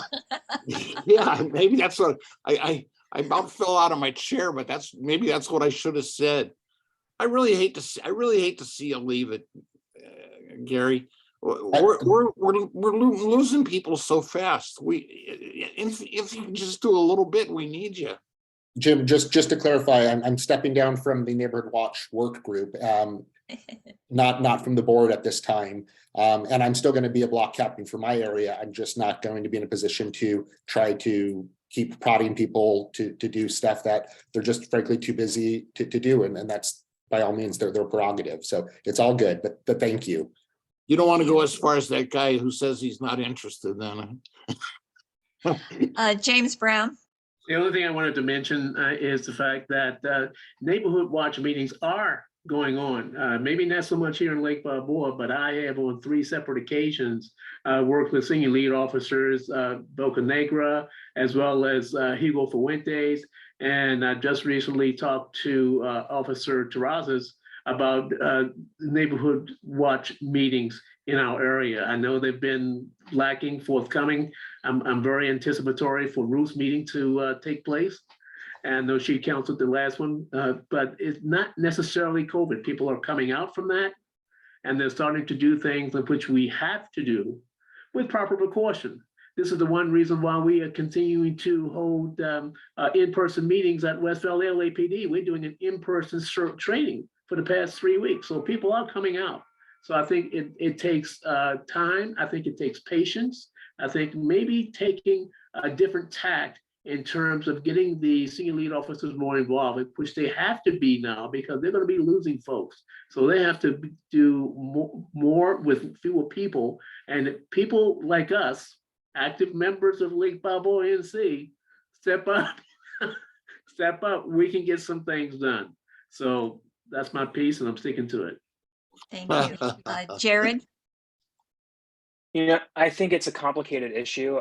Gary, I don't think it's anything that you've done wrong. You know, you and I have had a couple conversations about it as well. When I was considering, you know, trying to be a block captain over here, I spoke to a lot of people on my own block, and a lot of the sentiment in my own block and my own couple blocks over here is that people don't want police in the neighborhood also.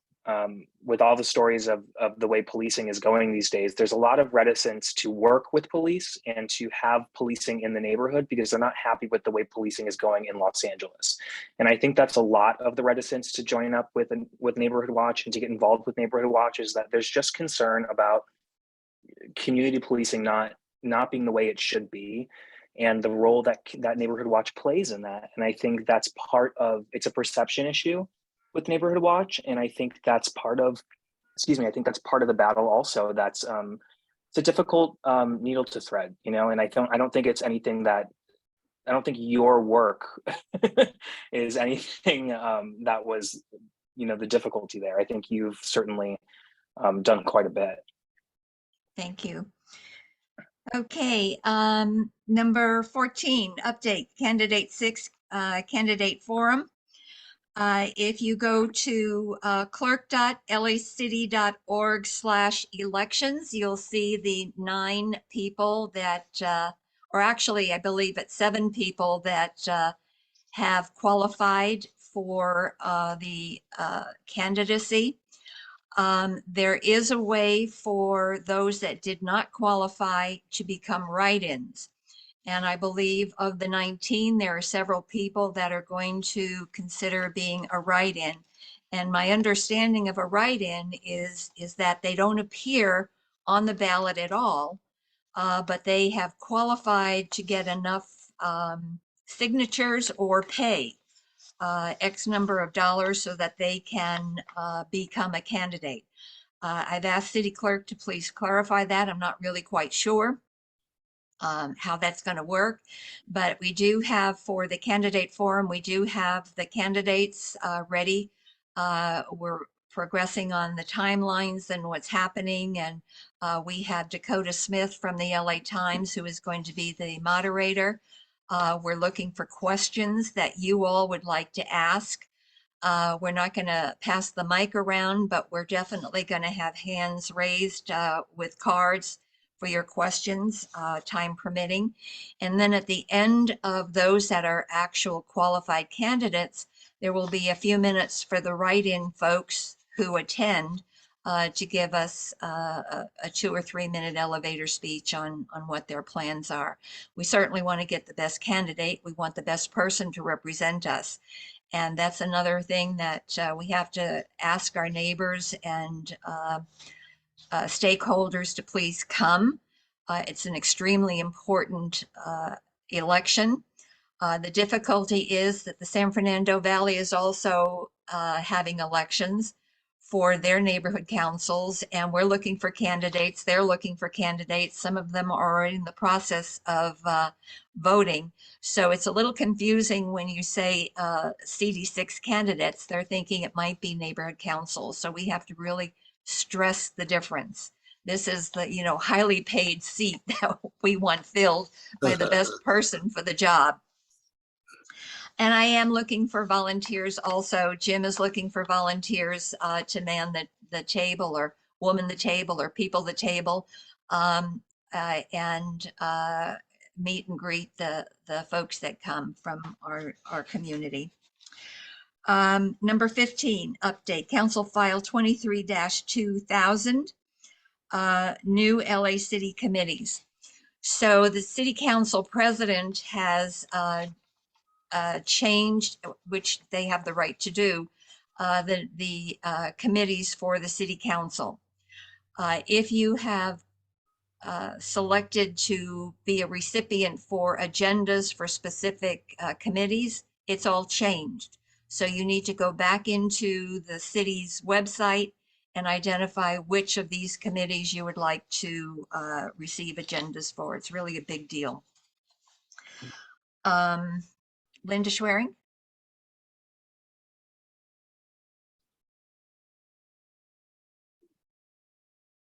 You're muted. Can't hear you, Linda. Now can you hear me okay? With regard to 14, I don't think you saw my hand, but you were looking for volunteers for the CD6 forum. Yes. You can count me in. Thank you. Thank you. I'll Linda, send it. So sorry to interrupt. When's the That's date right. again? The 18th February. I think I can probably do that as well. Let me confirm and I'll email you. Oh, that's wonderful. I appreciate that because it's difficult because, again, neighborhood councils can't be involved with the candidates that are up on stage because some of them are or were neighborhood council board members. So if anyone is assisting that's on their board, it could look like they are gearing to solicit votes for that particular person. So our neighborhood councils will have a pop-up. If it's raining, we'll be inside, so we won't need the pop-up, but we'll need the table, banners. We'll have our cookies and coffee and our smiley faces and meet and greet, and then get names and interested information from the various stakeholders that we meet. So thank you, I appreciate that. And then so number 15, we're done with that. So just understand that it's the city council committees are a mess right now. If you were expecting agendas, so go in and change your selections. Number 16, update AT&T phone messaging. As you know, Alan Nelson was the one that, because he was communications officer for so long, he was picking up all the messages, and I asked him, how does that work? And he had real difficulty explaining to me how it works. So I've researched it and I now know how it works. All we do is dial in the phone number, punch in the passcode, and voila, there's our messages. So it's not a machine in his house, it's wherever. And that would be the task of the communications officer, who is Michael Cortez. I'm sure he'll be delighted to hear he's been volunteered for that, as well as the post office key, which I have. There is several boxes that were in there that were not picked up in a timely manner. And unfortunately, there were several voice messages that were not picked up either. And I will attribute that to his illness. We've got hand raised, Steve Lifford. Hey, Steve. Yeah, in case anybody new that is taking over that, I have the instructions that I periodically had to send to Alan because he forgot them or lost instructions. So I Thank do you. have Thank you. Not to worry. I had AT&T send them to me. Okay. And I changed the password, so I have the password. Okay, moving quickly on. Number 17, discussion and possible action regarding the establishment of a Lake Balboa Community Utility Fund for eligible households to apply for utility relief. Jared? I'll try to be very brief. This stems from, I'm sure you've all heard the wonderful news that wholesale gas prices, natural gas prices jumped 300% over last year. I'm sure all of you know as well, a lot of our neighbors are fixed income or low income working class families. So it's affecting a lot of our neighbors a lot. There was an LA Times article that wrote of one person who I think their bill jumped from $30-something to $130-something in 1 month. It's affecting a lot of people very negatively. So the idea here, I'll give you the explanation that I emailed to everybody. The Lake Balboa Neighborhood Council would establish a Lake Balboa Community Utility Fund for eligible households within our boundaries to apply for some type of utility relief. The fund would have to be subject to necessary approvals from the city clerk, from possibly the city attorney, definitely from Dunn, and any other regulations that we need to abide by. But the mission of the fund would essentially be to provide those households a one-time payment to help with utility relief. The idea here would be that we would take a majority vote when it's appropriate and ready, to take any unallocated funds that are set to expire and use them for this relief, rather than having them just sort of disappear. I've reached out to Dunn and sort of done a little bit of digging just in advance to see if it's even possible. Daniel is going to look into some things for us, but we would likely have to use a nonprofit to distribute those funds because we're not, allowed to just sort of pay individuals directly. But that is the sort of general idea here. I wanted to put it on the agenda just for discussion, at least right now. And then when we have a little bit more concrete guidance from Dunn as to what is possible and what we can really do, then really, then we can take an official vote on it. But I wanted to have just some discussion and get that out there because people are hurting right now. And I think it'd be nice to help our neighbors in any way that we can. To my knowledge, I don't think any other neighborhood council has ever done anything like this. So I think it would be a little bit groundbreaking for us. So you're not going to want to vote on this tonight? We could vote on it, but it would still, the vote would have to then be subject to any approval that is outside of our ability. So I would be fine to vote on it, but I just wanted to put that out there that even if we do vote on it, could be shot down by whoever, right? And it would still need to be approved by So others. I think discussion is in order as opposed to a vote, because Right. again, we wouldn't know which 501c3, we wouldn't know how that Correct. would work. The city clerk would actually have to be involved more than Dunn because it's Right. the city money and that kind of information. So Ruth, you've got your hand raised. Yes, a couple of points. Well, usually, number one, any unallocated or unused funds, we usually try and get rolled over to our budget for the next year. Number two, the only way I can see doing it is giving an NPG, awarding an NPG to a nonprofit to be able to do it. So the nonprofit would need to ask us for the money to be able to do it. That's my 2 cents. Thank you. Sure. Anyone else? Danica? You're muted. Can't hear you, Danica. I just wanted to let everyone know there that Southern California Gas Company, I haven't researched it, I haven't contacted them for my gas bill, but there is a level pay plan where they do an average of what your, monthly bills are, so Yeah. that way there's no spike. But then you don't get to pay the cheaper bill either. Thank you. Daniel? Yes, thank you for calling on me. So this is something I was going to work with Jared with in regards to trying to get it, reach out to the city clerk and get an answer, just because it may trigger a deem of gift of public funds, even if it's given an MPG, right? Just because of what the program is trying to entail. So that is something I'll be working closely with Jared on, trying to see if we could get some of those tough answers, questions answered.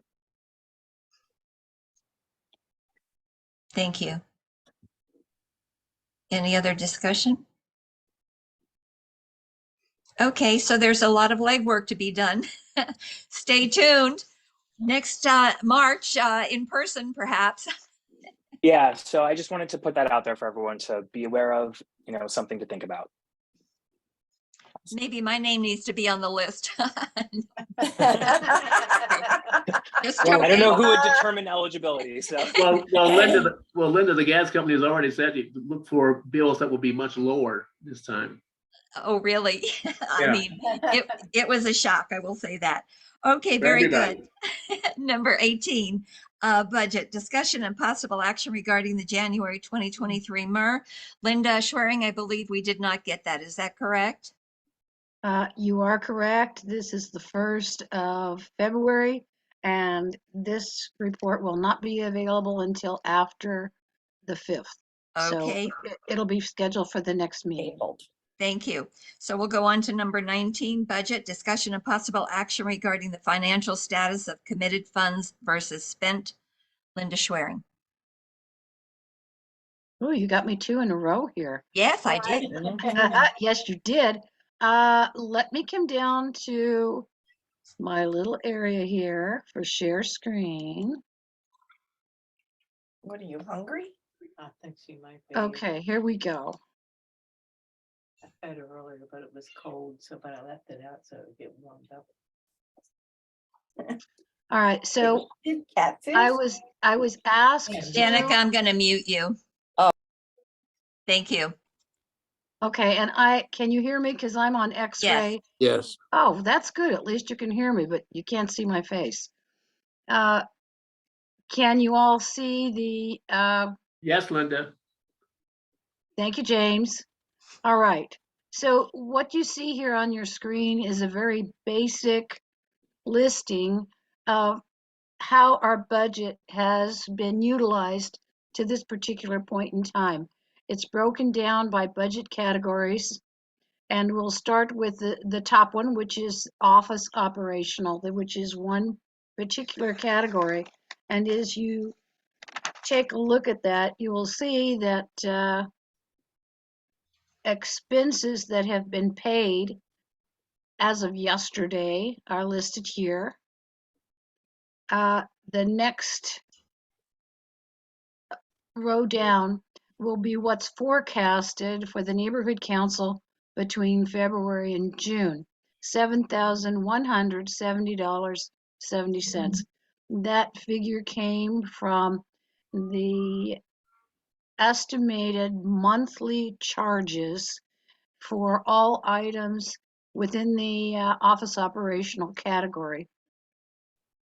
So those are things that we actually are forecasted based on historical expenditures.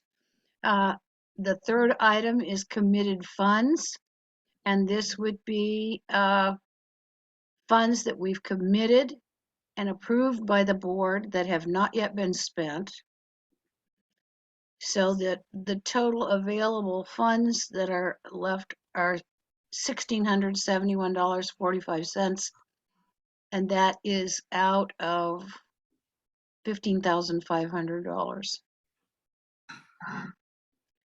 So moving on down to outreach, you'll see that the outreach budget is $11,000. As of yesterday, the first item you'll see is what expenditures have been made through January 31st. We have no forecasted expenditures at this point between now and June, but we are committed to $8,918. Those are committed funds. And that, oh, I don't have the document in front of me. That also includes, I believe, an approval for the EP bin replenishment. And if you, I have all the documents in front of me, but that one, you have like 2 seconds, I'll grab it very quickly. 1, 2. 3. 4. 5.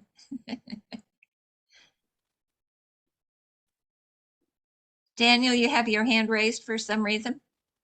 Yes. Oh, All right, sorry, folks. I can wait. I didn't mean to hang you up there.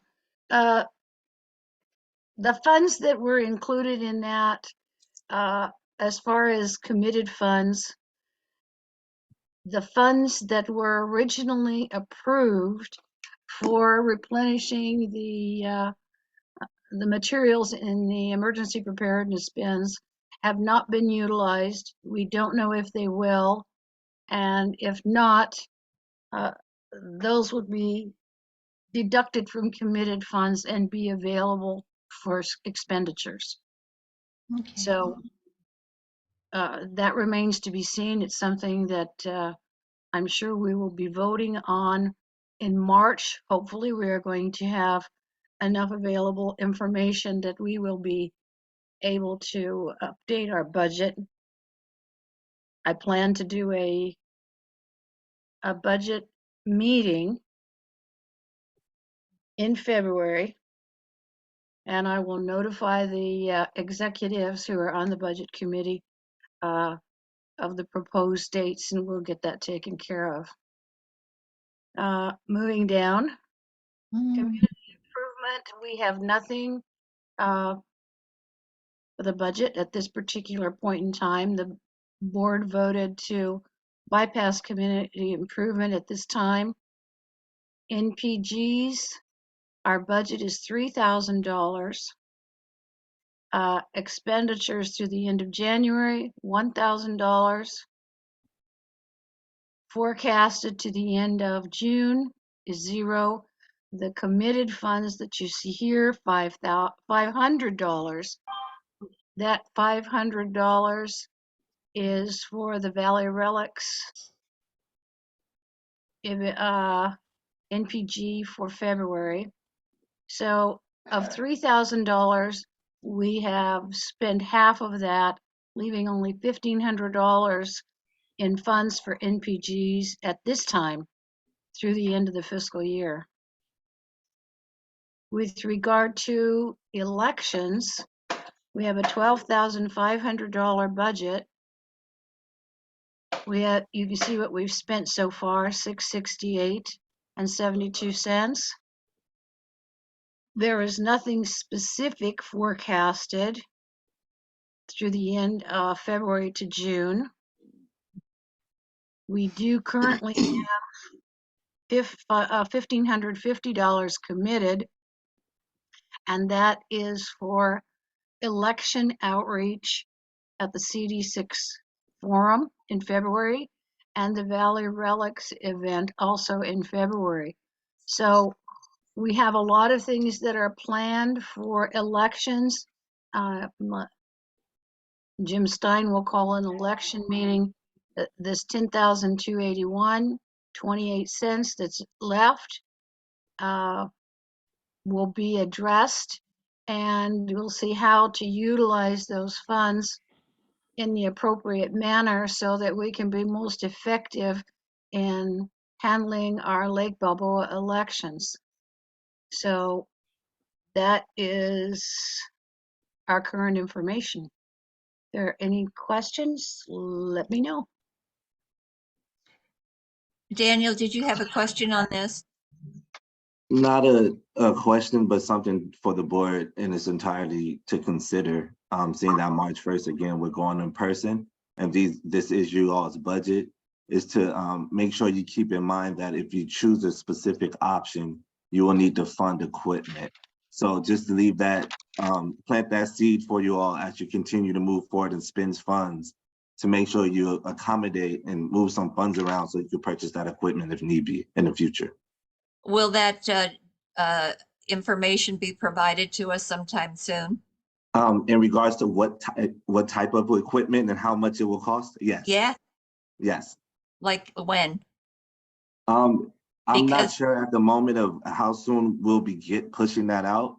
I know that I'll tell you why.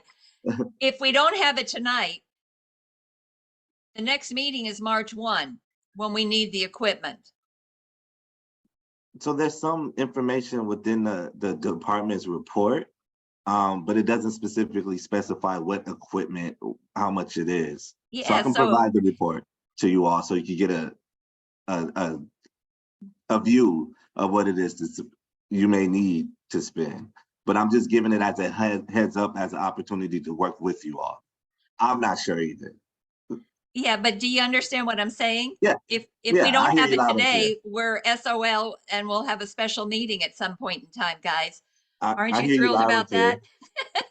Let me try to see if we can get you an update or you all an update by tomorrow, but I doubt it. But let me try to work some magic.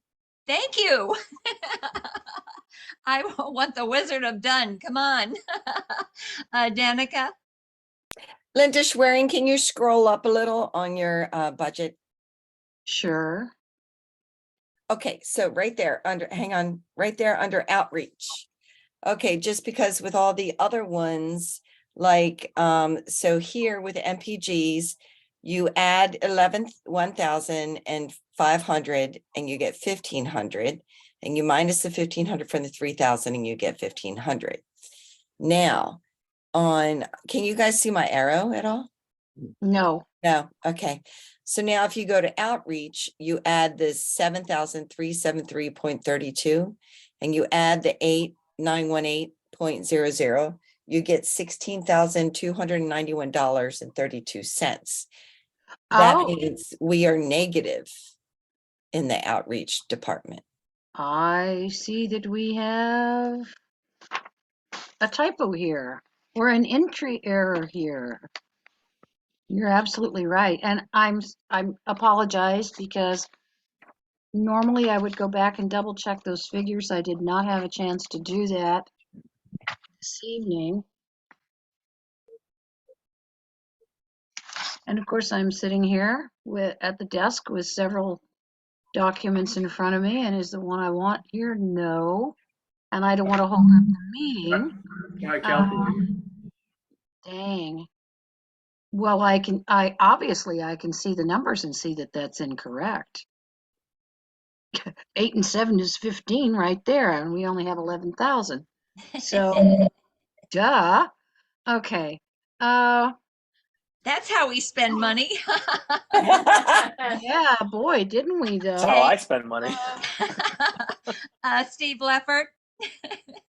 All right. Well, while Steve has a comment, let me see if I can grab that sheet. Okay, let Steve ask his question. Steve? Is that possibly where rollover funds went from previous year because it wasn't spent and that was supposed to be done last year? And Linda's absent right now. I don't believe so, because the amount that she had at the top was 42,000, and we Yeah. didn't get 42,000. We got something in the 30s. I forget how much, 35,000 or something, and then we got the additional money, or 10,000 actually rolled over. So maybe The it was max 30. rollover is 10,000, I believe. Correct. Correct. and So one other thing, she's off by 4 cents in the first category. maybe we need to purchase, if we have funds, a calculator. Somebody else had their hand Well, raised and now it's yeah, down. folks, I don't think we need a calculator. We just need for me to find where the error is here, and I am going to go off screen if I can. No, maybe I can't. I'm trying to figure out. Let me see how this works. Are you still there? Yep, we're here. All right, so let me go check something else. We're really hanging quick. on your every word, Linda. Oh my gosh, I am so excited.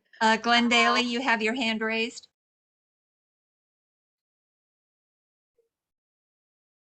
I can't unmute you.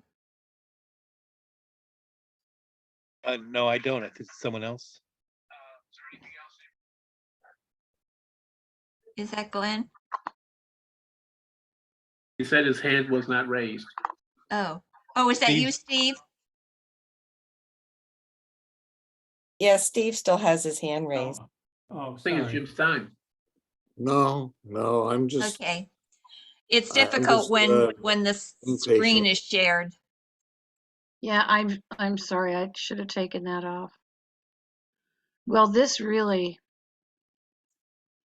I'm sorry, but I cannot pull this up. It just won't work. So it appears that we're going to need a special meeting between now Ah. and March 1. Yeah. First of all, to move funds around. So this That is true. gives us an idea of what we need to do. And I thank you for that, Linda. Yeah, and again, my apologies with regard to the outreach. And I'm putting a big note on here. Outreach. It's okay. We all is- make mistakes. I forget to do. do stuff too. Not a Okay. problem. All right. We will probably need a special meeting. First of all, we'll have to have a budget meeting and move money around. And then we'll need a special meeting when Daniel tells us how much money we have to spend on special equipment so we can meet in person. True. And I'll get back with the committee with regards to setting up a date that would be agreeable for everybody for the budget committee so that we can do that prior to any neighborhood council meeting that we need to do. Perfect. Thank you, Linda. Perfect. Carol Newman? I may have missed something, but can we just have an in-person meeting? I mean, first of all, this whole thing is back in the 1990s, but I mean, it is what it is. Can we just have an in-person meeting without special equipment where, everybody who wants to be heard just has to show up? I mean, is that also an option? I believe that it is because that's what we did before COVID. Right. That's right. So, I mean, maybe we don't need anything. We just tell people, hey, you want to be heard, you have to show up. I mean, I believe it's ridiculous, honestly, in 2023 to have this requirement, but if we have to, we have to. So let's make everybody else show up if we have to also. I'm not being serious, obviously, because we want to reach out to the community, but the fact is we have to show up and they can maybe call in. I mean, it makes no sense to me. Yeah. So I'm all for being a renegade and doing things that we think is appropriate. What's wrong with the Brown Act being the way it was before COVID? I mean, we had meetings and we met in person and we did all of that. And if somebody, Daniel, you'll have to come in person to our meeting next month. Are you prepared for that? I am overly prepared to meet you all and support you all in public. Perfect. I think Daniel can be in two places at once. Perfect. So that's what we'll do. At the very least, we can do it as a temporary stopgap, right? I mean, to figure out everything. Yeah. And I do believe that Antoinette over at Galt Street School will let us come on in, even if the paperwork isn't all signed, sealed, and delivered. And if I may for a brief second, thank you, Carol, because what happened, the option choice doesn't have to be made by March 1st. We want you all to understand that March 1st, you're in person. Like, you see what I'm saying?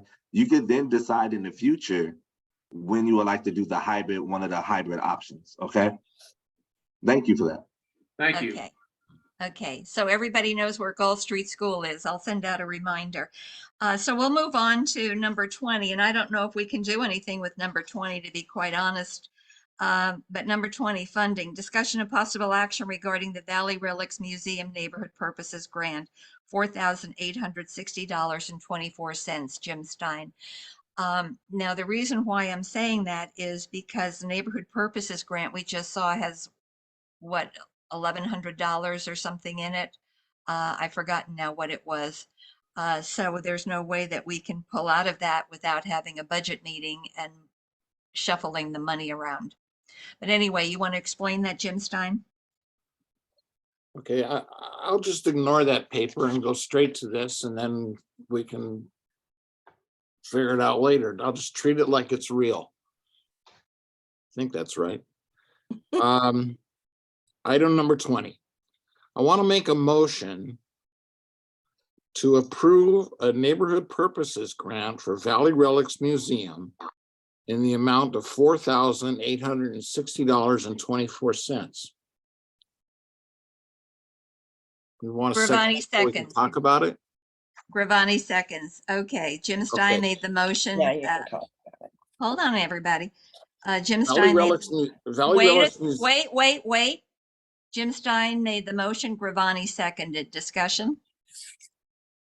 Yes. And Jeremy, would you pull up the NPG for me, please?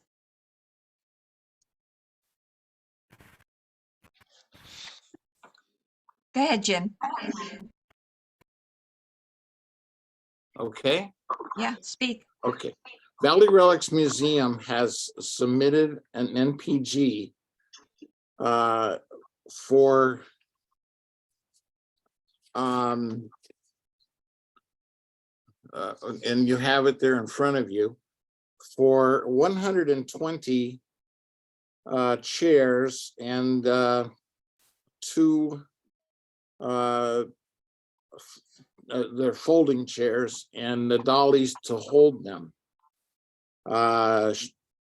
With sales tax, shipping and handling, the cost is $4,860.24. The Valley Relics Museum, they basically have no chairs, and they would be using these chairs for presentations that they do for the students. And this is the thing that's helpful to us. They've offered to allow us to use their facilities basically anytime we want, but of course it doesn't mean anything without the chairs. At the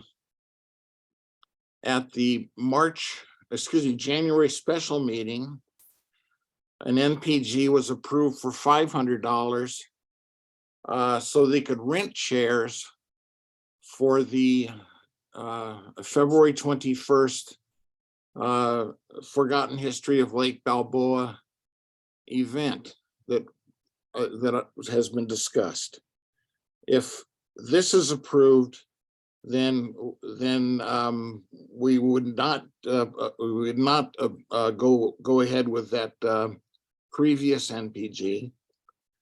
And so instead of renting chairs for an exorbitant amount, we would actually have chairs there that we could use for this upcoming event and for any other events that we care to use them at this location, as well as for presentations that they do for students and for community meetings that they do at that location. Is there any other questions I can answer? Yeah, I would just like to add something. The committee meetings, like health and public safety, land use, outreach, all have to be in person as well. Hold on. and we have used the flyaway in the past. Okay, the flyaway is not in person. We can't use theirs because it's federal law that will not allow us in without COVID tests, without all blah, blah, blah, blah, blah. So Tommy is allowing us to hold meetings at his facility. So the chairs would be of great use for our meetings as well. Okay, so Linda Schwerin, Jared, and then Danica. Okay, Jeremy, can you scroll either up or down on this NPG so that we can see specifically what Valley Relic says the intended use is? It may be farther down. Oh, wait, is it on the No. first page? It should be. It's number 6B, 6B. Yeah, a little bit. Stop. Okay, there should be something that describes in this NPG what these chairs are It going to says be used for. 120 padded chairs and Yes, it does. see I see that. that. Purpose, That is the purpose is what I'm looking for. purpose. And you can scroll. I can't, but it should be on here. And since we don't have a It's on the copy of first this, page. It's on the first page. that's what I thought. Yeah. Can we scroll back to the bottom of page 1?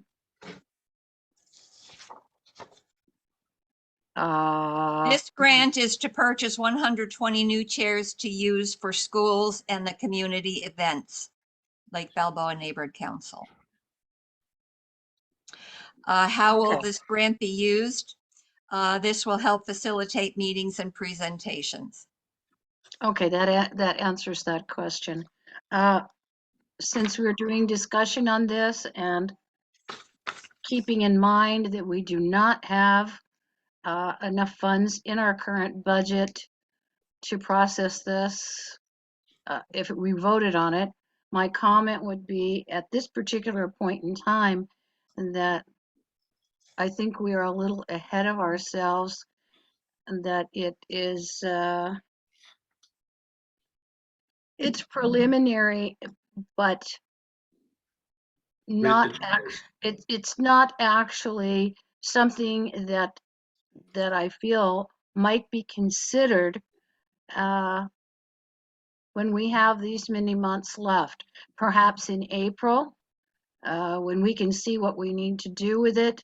We have a meeting place to hold our meetings. It's already scheduled, and this is quite a bit of money. Not that the council wouldn't want to spend it, but I think it's premature to consider a vote at this time, that it should be maybe down the road. 2 reasons. Okay, thank you. Jared and then Danica. Yeah, looking at the NPG from last meeting, it's actually not clear that it's for rentals, so I'm a little confused. It actually just says chairs. It doesn't say anything else on 6B. So I'm wondering, Jim, if that's if there needs to be more specificity in the NPG when they send it to us, just so it's clearer. And then I don't know if this is a question for Daniel or whoever, but is it possible to cancel an NPG once we've actually approved it? And if not, is it wiser to simply reduce the next one? And then also, I guess without knowing how much money we have, is it wise to actually vote on it at this moment? That's from all of my thoughts. Hold on a second. Wait a second. Hold on. Wait a second. Yes, we don't have to fulfill the NPG. We voted on it, and then we can say no. Oops, made a mistake. Excuse me, but we don't. Hold on a second. Yeah, the NPG has been processed. So now it's a done deal. It's a done deal. It's been submitted and in the process of payment. Okay. So I guess since it doesn't say, for rentals on there, are they then, free to just apply it towards the purchase of chairs rather than rentals? Because it doesn't actually say rental on the NPG. So I'm wondering if that gives them more freedom to then use it for purchase. Yeah, but Chair, we don't intend to buy the chairs or rent the chairs from the same location. These are two different organizations that the money is going to. And no, this NPG doesn't say anything about rentals because it's a different NPG. The NPG the from original January did say rentals. It did not say rentals. And that's my concern, is that they're both for Valley Relics Museum, which is greatly beneficial to all of us, but they didn't specify for rentals. So I believe then they could just use that money to purchase chairs, and then we could ask them to reduce this MPG to help the amount of money outgoing, I would imagine. I think we would have to go back and take a look at the board action certificate for the NPG, because you are correct. The NPG just said chairs. I'm sorry, So- my mistake. Well, no, that's Yeah. okay, because we can't really do anything with this tonight anyway, can we? Well, I'm just wondering if Apparently it not, provides them I more guess. flexibility, that's all. Because I don't know how much money we have, Linda. We've got James Brown and Danica, you had your hand raised. Did you remove it? So Danica and then James Brown. No, you Oh, just called me. I'll go after James. Thank you. Okay.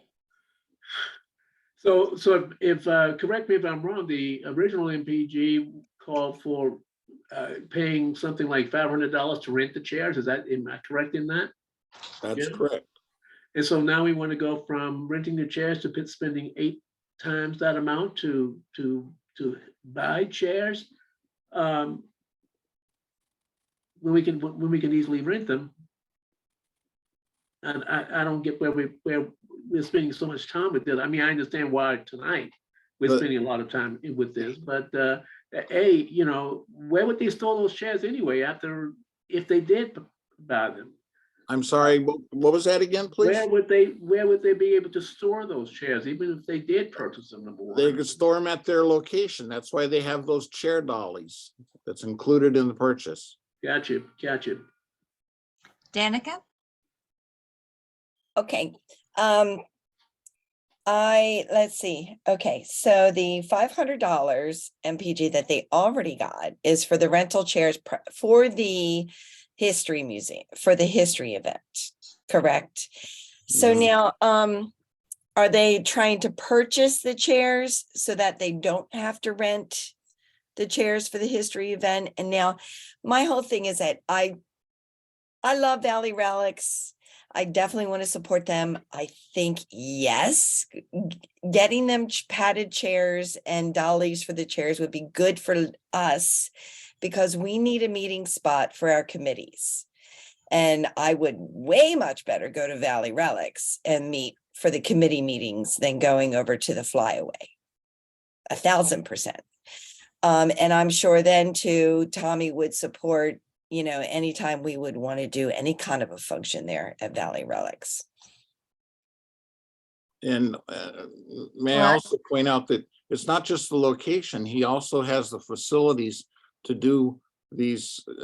And in fact, we're going to do one on the 21st. The next week on Tuesday, I'll be sitting down to try it out and make sure it works. But we're going to set up a Zoom presentation to his two 70-inch TVs to make sure it works, because there's one of the speakers who's going to be making his presentation from New York. But I didn't mean for this discussion to go in that direction. I didn't know that we didn't have this money, first of all, and obviously, but we set up this agenda several days ago, as you know, we must.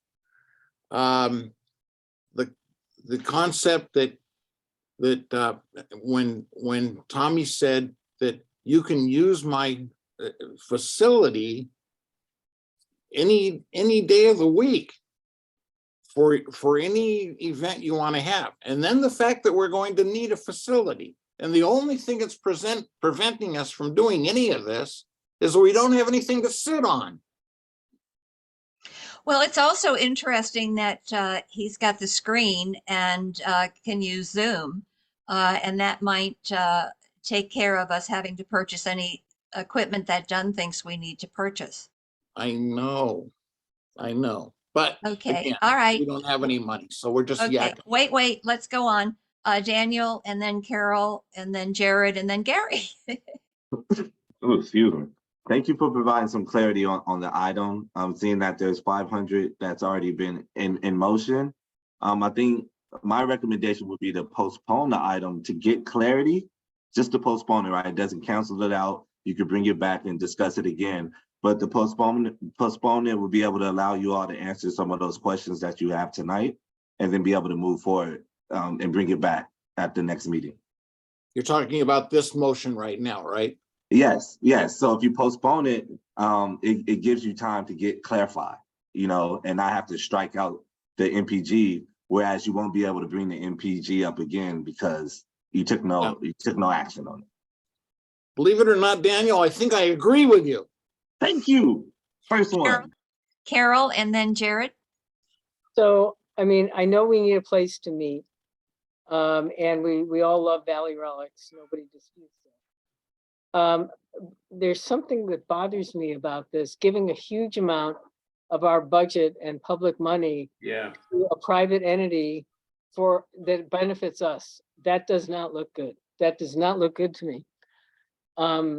And this is way more, giving them way more money than they need for meetings for us. I mean, assuming that was an acceptable motive, which I don't think it is. So this bothers me. I don't think we've looked at it from that standpoint. And I think we need to. So I can't support this. Right. If it's, what I'm hearing is, oh, this is going to be great for us. You're giving public money to this entity, a huge amount of money. I mean, if we had the money, which we don't. I mean, so I can't support this as it is. They do a lot of other things than just for us. They do a lot of community meetings. And if you look at NPGs, it's written right in there. If they're doing things for the community, for educational, it's right in there. Now, it just so happens, that it also, we'd be using them too. And as Linda Schwering has said, they have to answer and show that they are keeping these purchases in good shape. What I'm hearing from this meeting is, if you give us a whole bunch of money, we'll let you have our meetings here.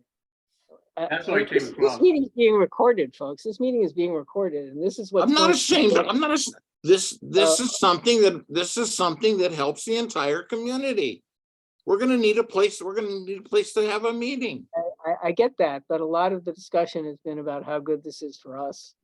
And, and it's just, first of all, I wouldn't vote for it to begin with because it's too much money out of our budget, period. I might vote for something lesser, but a lot of this discussion has been a quid pro quo. I can't support that, and it looks bad. Well, and Okay, that's, wait a second. you're right, and that's how you do. That's fine. Okay. I'm just trying to explain to you. I was just trying to explain to it. I'm not putting these chairs in my garage, and I don't own Valley Relics. Okay, wait. Jared, and then Gary. Yeah, I was going to comment about exactly what Carol was saying. The biggest thing giving me pause, aside from that we've already committed 500 to them, is right there in the purpose and the guidelines for budgeting for neighborhood councils is the conflict of interest laws is a big, bold statement in the neighborhood purpose grants section. And it says that we have to abide by that. And that's a little bit scary to me in saying that, hey, if we're giving them essentially the max for the NPGs, then we're going to get a great meeting space. And I just think that if we're going to make a calculation on neighborhood purpose grants, we need to remove from that calculation what we get in return. And it needs to be what it does for the community and what it does for the organization that's requesting it, as opposed to what we are getting out of it. Right. And I think that Carol's point is extremely, extremely important to take. Yeah. Okay, Gary, and then Danica. I just want to second what Carol and Jared have said. Couldn't agree more. I do think 500 for renting of chairs is more than appropriate. I think we're putting the cart before the horse, buying shares for them, and the transparency of that. I think it's one thing if we have an agreement, not a verbal agreement, not a handshake, but a written agreement, the same, or contract, the same way that we would be required to with Galt Street, or when we were looking at Park VNY, in place for all of our meetings. And then the issue is that we need seating. Then, we cross that bridge. I also question whether or not multiple estimates were submitted for getting these chairs, or if this is just one bid that they got, and just because the neighborhood council is going to fund it, let's just go with that one. I think that I couldn't support it at this time in that amount. Okay, But I Danica. am sorry, but I think it is a lovely venue and facility. And I think that would actually encourage and entice people to perhaps come to more meetings, committee or general board meetings, as opposed to an outdated auditorium at a LA public school. So I think it's a lovely venue, and I think there's a lot to be said for us working with them, but I think we're going about it backwards. Thank you. Thank you, Ruth, and then Linda Schwerin.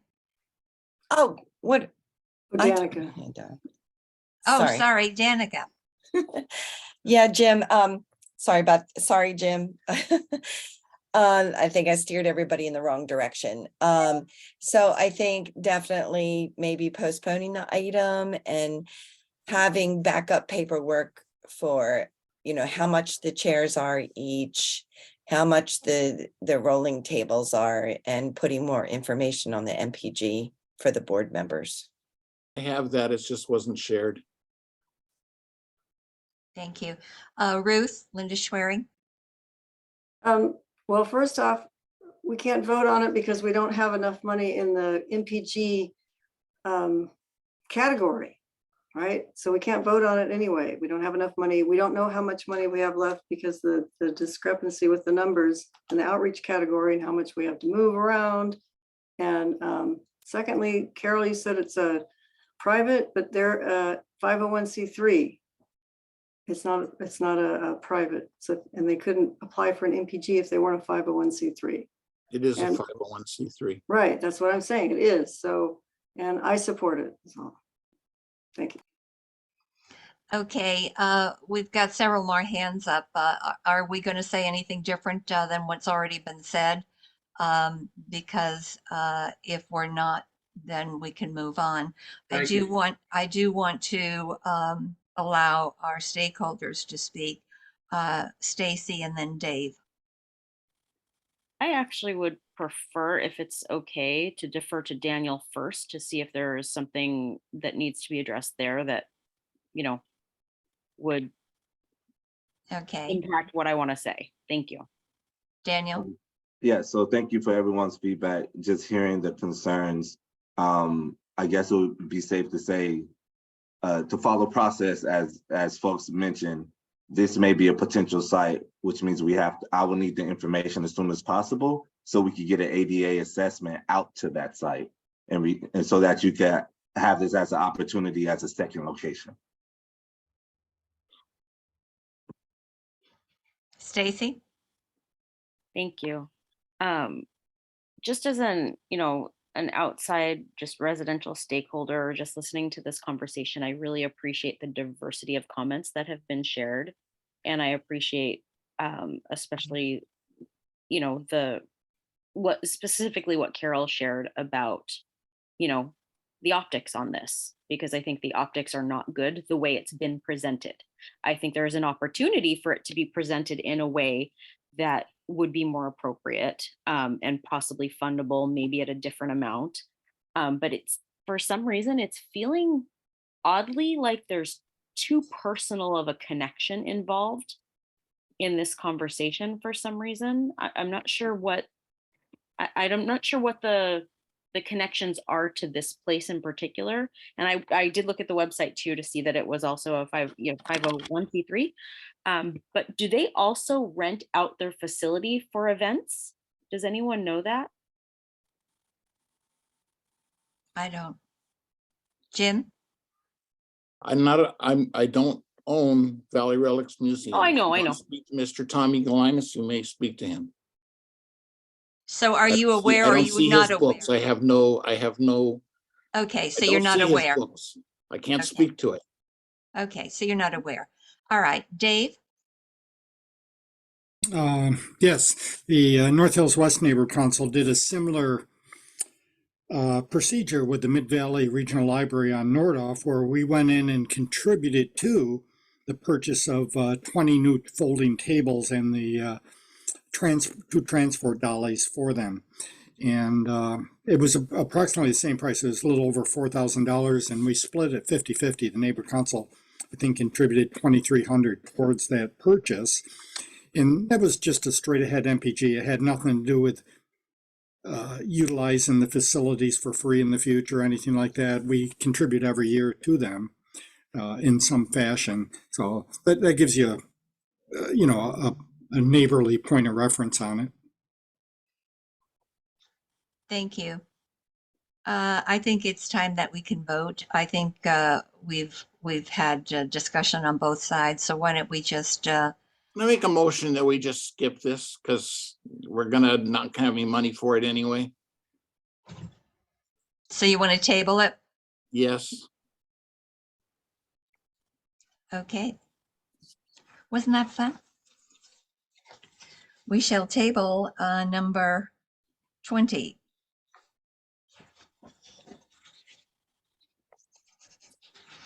Number 21, funding. Discussion of possible action regarding funding up to $900 to purchase a mobile sound system. Jim Stein.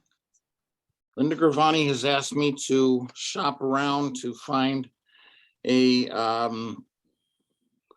portable battery powered sound system, amplifier, microphone, etc., to be used. If anybody, I'll just make the motion. Number 21. Motion to motion for funding for to spend up to $900 to purchase a mobile sound system. Gravani seconds. Jim Stein made the motion. Gravani seconds. The reason why I thought it would be a good idea for the neighborhood council to purchase a mobile sound system was that Jesse Gabriel wanted to speak to the community and wanted to perhaps have it at the park, but there is no sound system. So if we had a group of people, he would have to be doing something like this. Whereas if we had a sound system that we could use it for various other activities that would be outdoors. Jim? So after that request, I went shopping around and I asked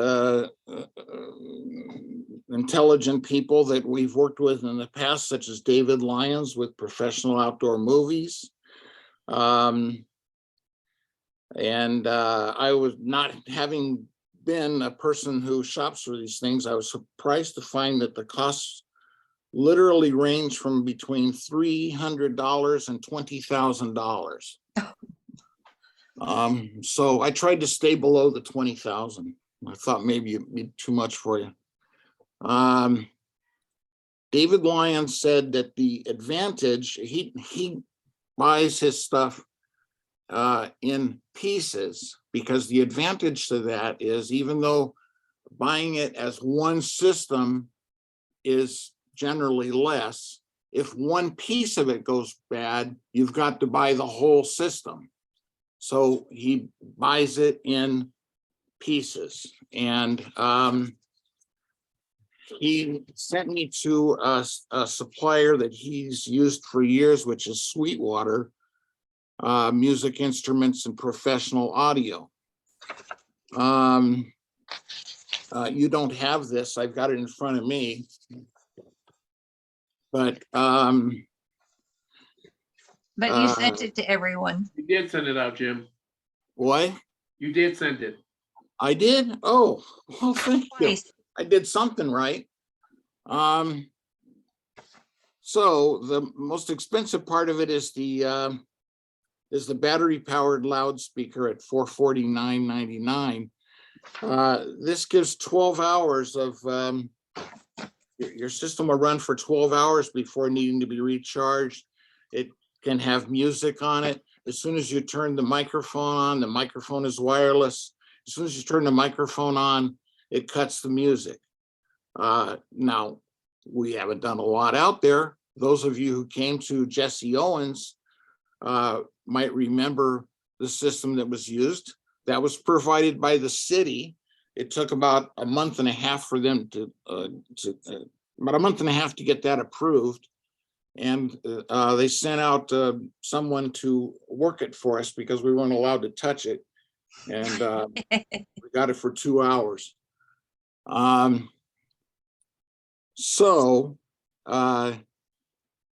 Yes, I did shop around.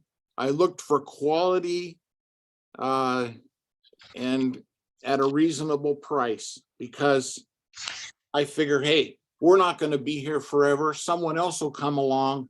They've got to know how to use it. It's got to try and outlive us, which for me might not be very long. But okay, so that's my motion. Okay. We would use it for the movies in the park if we had them. We would use it for an event in the park. We would use it for outdoor events. Thank you. We have a couple hands raised. Gary and then Danica. Thank you. I don't know if there's time to do it or if Dave Brown is willing and able to, but I know that he has quite a bit of experience with sound systems, particularly with these types, and feel like he might be a good outside party to weigh in as to what we're getting, the price that we're getting it for, and maybe able to offer some background thoughts on it. Thank you. Danica? I just want to make sure that it's compatible with any projection gear that we would, plug into it. Yeah, this isn't gonna project any movies. No, I know, but we need to be able to connect the PA. Is this a PA system in essence?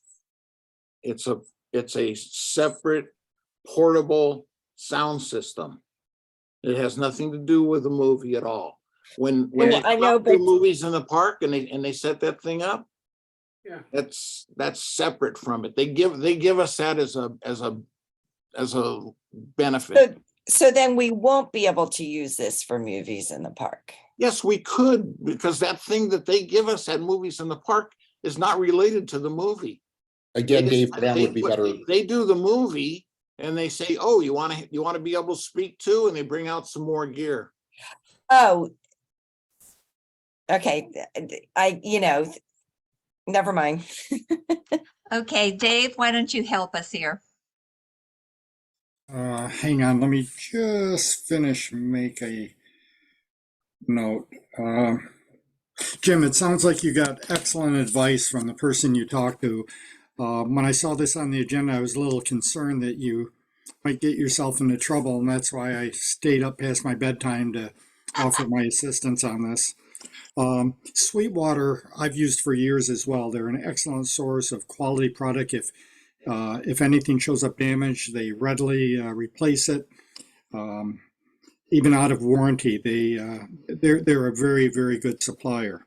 The person you talked to, Jim, that recommended a la carte assembly of the componentry is a hallmark of somebody that's been in the trenches and had stuff blow up and burn up and get stolen and run over and coffee spilled on and dogs pee on and everything. So that is the way to go.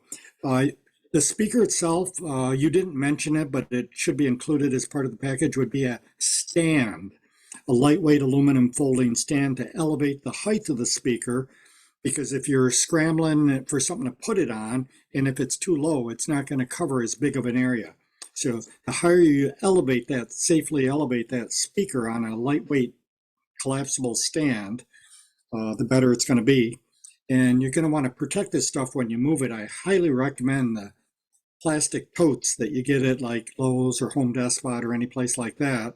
And if you make them the same size, they can stack up on a hand cart. So one trip from the vehicle to wherever the stuff is going can be done with a lightweight folding hand cart with 3 or 4 totes.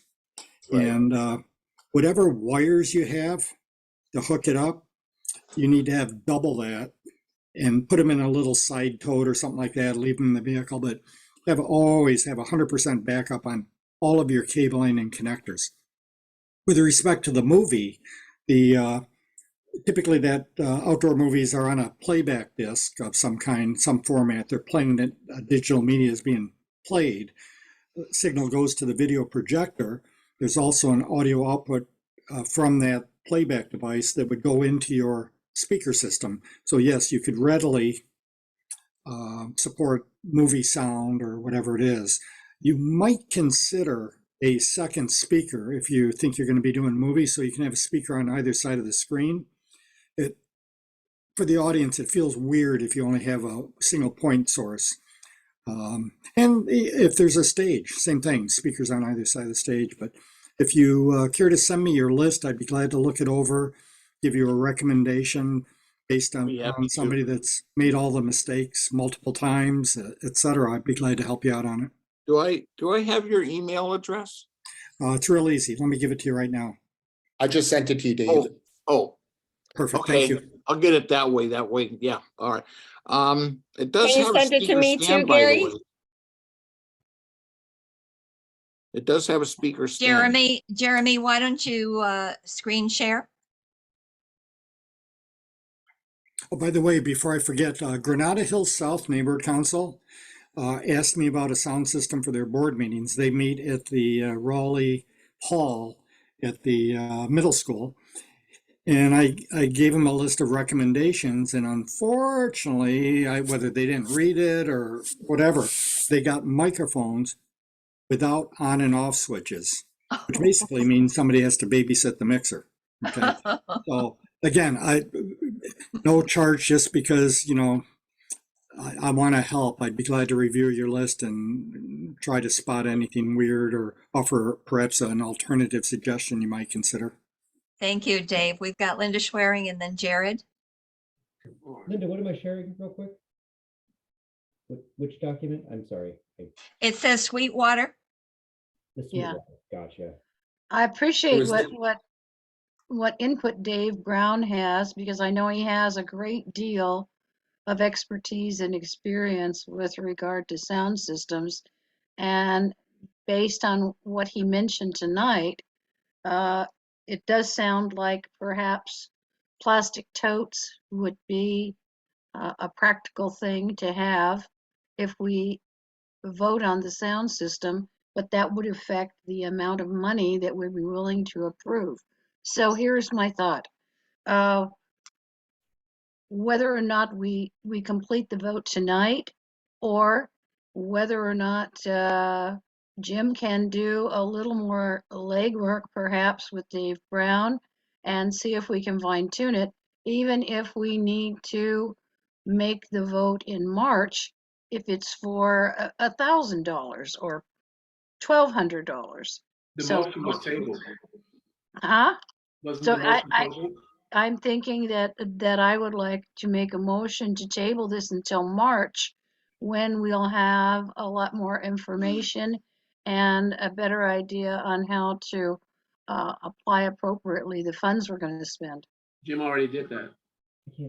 I didn't hear him do that. I'm sorry. Okay. Jared. And I apologize. I can't find the document for which you're asking. Okay. All the agenda items. It was sent by Jim Stein. It wasn't sent by me. Okay, I'm looking at this. Gotcha. Hands up. Jared. Okay, so who's asking to table? Hold on a second, Linda. Jared. Sorry. Just a couple quick questions. Dave, are you when you're talking about cases, are you referring to like Pelican cases or just like actual plastic totes?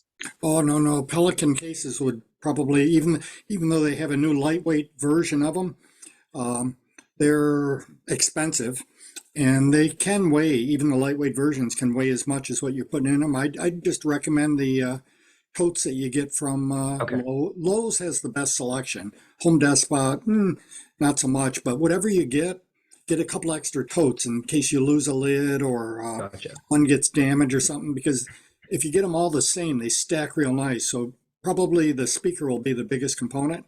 So if you get a tote that just fits the speaker, and then get 3 or 4 more, and that way you have a spare. Got it. Thank you. And then the other quick thing was, Jim, thanks for putting this together. I appreciate that it's all separated out and everything.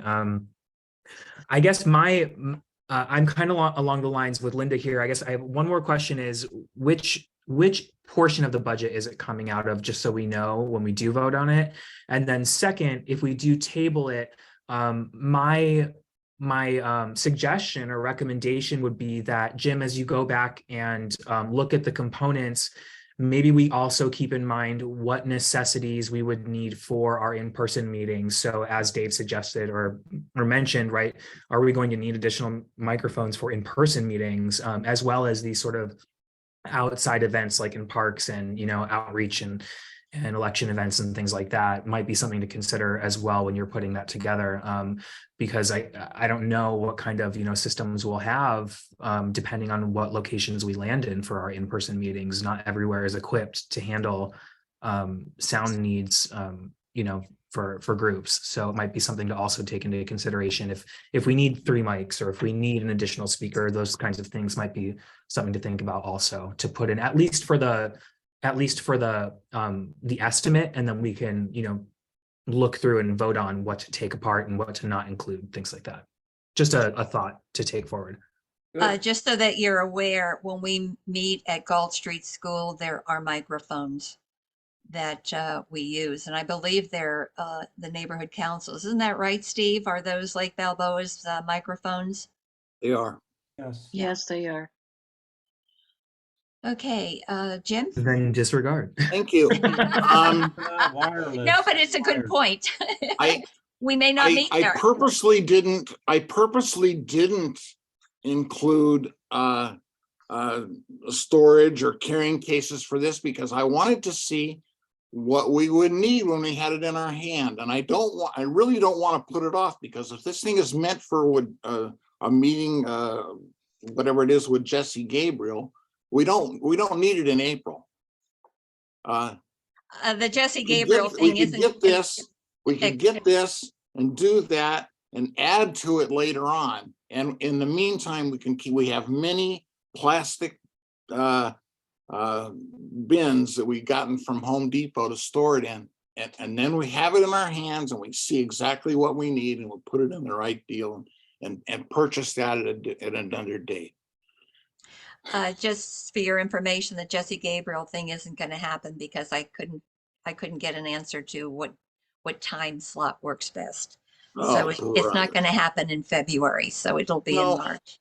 Oh, brother. So do we wish to table this and bug the heck out of Dave? Yes. Thanks, why did Dave. you waste my time, Linda? Sorry? Never mind. Well, we don't want to purchase something that we say, gee, I wish we did something else. Yeah, but my life is not made of hours. I put a lot of work into this stuff. That is true. That is true, as do I, and as do other board members. There's lots of things that we do, and unfortunately, it doesn't happen the way that we would like. I mean, we've spent a lot of time talking about stuff that we're going to table, and I didn't have to put it on the agenda either. So, I mean, it is what it is, and unfortunately, you could have said table it before you asked me to talk about it. We would have saved a half hour here right now. Okay, well, I don't want any hard feelings, so I apologize for that. But we don't want to purchase something that we wish we had changed or didn't do. I didn't realize that Dave has all this knowledge that we could tap into. So why don't you move to Lake Balboa, Dave? No, he doesn't wish to. Daniel, you have your hand raised, but I'd like to find out from the board if we want to table this and move on. I think it's obvious we want to table it. Jim already said he wanted to table it. I made the motion. I moved to table it. A half hour ago.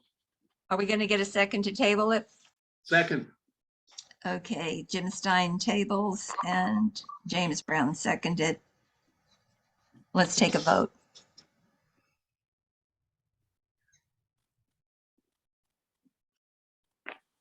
James Brown, I don't. we're know. voting on whether to table this item or not.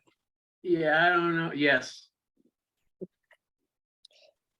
Ruth Doxey, No, we didn't vote to table the January. Murray, you don't have to vote to I know. table something, do you? I don't know. she said, let's take a vote, so I'm following the president's orders. I don't know. I mean, I could say, okay, waive if you want to table it. So I thought, Take a vote. Yeah. take a vote. Okay, all right, okay. Linda Gravani, No. Lydia Gerasimovich, Oh, goodness.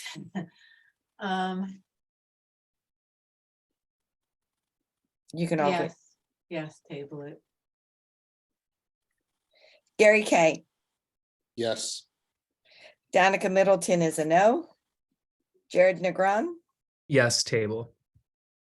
Carol Newman, Yes. Jeremy Pisanik, Yes. Linda Schwerin, Abstain. Jim Stein, Yes.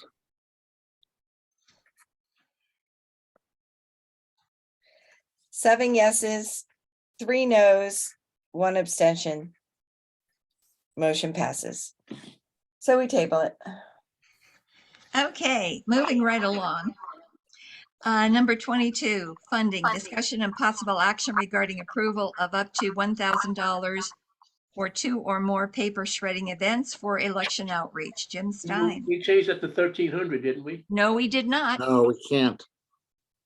Unfortunately. Uh, I'd like to make a motion to approve up to $1,000 for 2 or more paper shredding events for election outreach. Gravani seconds. Stein made the motion, Gravani seconded. Linda Schwerin. I would like to move that we amend this motion to $1,300. Second.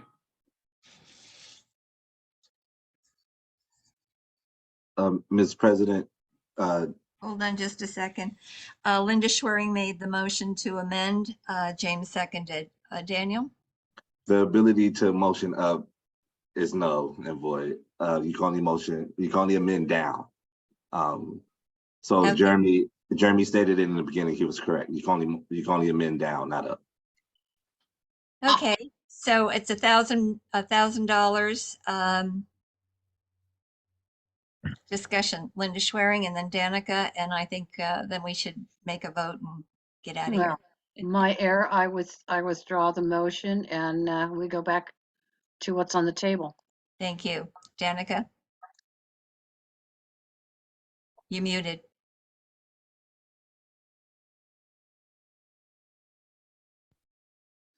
You're muted, Danica. Thank you. What line item would this come out of? Election? Elections. Okay. Jim? The intention of this was to have, as it says, 2 or more paper shredding events. And when the agenda was written, we were going by what we thought was the price. It's been a little while since we had a paper shredding event. The last one was the one that Gary put on. When I last did paper shredding events, they were $175 for 2 hours. The cost of labor seems to have gone up because now they're $595 for 2 hours. And so if this $1,000 is approved, we will attempt to have a paper shredding event. And unless someone says otherwise, at the upcoming ad hoc election committee, we were going to have it over at Louise Park for 2 hours. Miriam?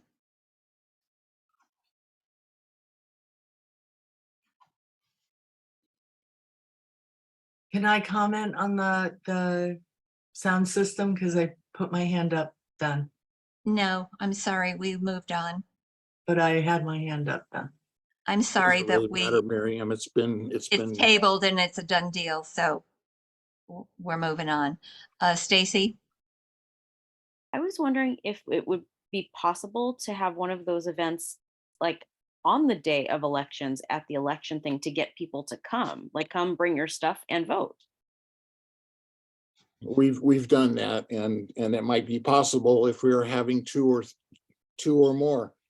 But since we are only by virtue of having only $1,000 to spend, only going to have one, the most important thing right now is to get election outreach, not voting outreach, because voting this time is going to be a little bit different. And I don't want to go into all the details of it unless you really want me to. No, not at this time. Any further discussion? Could you just get the balance again of the account? What account? The election has like $5,000 in it. Thank you. I mean, the a election large has amount of money. Election's way got more like than 15,000. $5,000. That's Okay. enough. That's all I need to know. Elections have $10,000 left. Okay, Steve Leffert, and I think then we can vote. If you can do one with what's already budgeted, next month you could add some more money to that account so you could have more of them. You're still ahead of when the elections are. True. Okay, thank you. Whatever's left over, you can add to. Thank you. Okay, let's take a vote. Okay, James Brown, Yes. Ruth Doxey, Yes. Linda Gravani, Yes. Lydia Gerasimovich, Yes. Gary Kay, Yes. Danica Middleton is a yes, Carol Newman, I think you skipped Jared. It's a yes. oh, sorry, Thank you, sorry. Carol. We keep skipping you, Jared. And I vote yes also. Thank you. Jeremy Pisanik, Yes. Linda Schwering, Yes. Jim Stein. Yes. Hooray, we did something. 11 yeses, motion passes. Oh, way to Local go. government at work. Okay, number 23. Lake Balboa Neighborhood Council March meeting may be in person, everyone, without Zoom. So get ready to meet the public. Tune in. I will send you whatever I find out as soon as I find out everything. I see your hand is up, Linda, but we're done for the evening. I know, but this has to do with the error in the question with regard to the outreach budget, and I can clarify that in like 2 seconds. All right. Because you had, okay. Danica had a question with regard to the outreach item that was listed on the screen share because the amount was more than what's budgeted. Guess what? That is correct. Because if we include what has already been committed, we have committed to more money than is budgeted, and that's why it's off balance.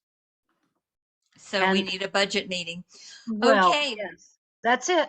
Very good. So everybody get ready. Tune in. We'll find out if we're going to meet at Gulf Street School auditorium, and we won't look like this. Number 24, thank you, board members, for all you do behind the scenes for our community and for the Neighborhood Watch block captains. There's a lot of work that gets done that we don't even know about, and we certainly appreciate it. And the community doesn't even know we do it, but who cares? We do it for the fun of it, right? Number 25, meeting is adjourned at 9:38 p.m. Thank you, everybody. I appreciate all you do. Good night, Mrs. Calabash. Thank you, everyone. Thank you all. for Thank you, being Jared. here. How do you vote? Are we going to vote? Bye. Bye. All and see Hi, see. Daniel D. Good night.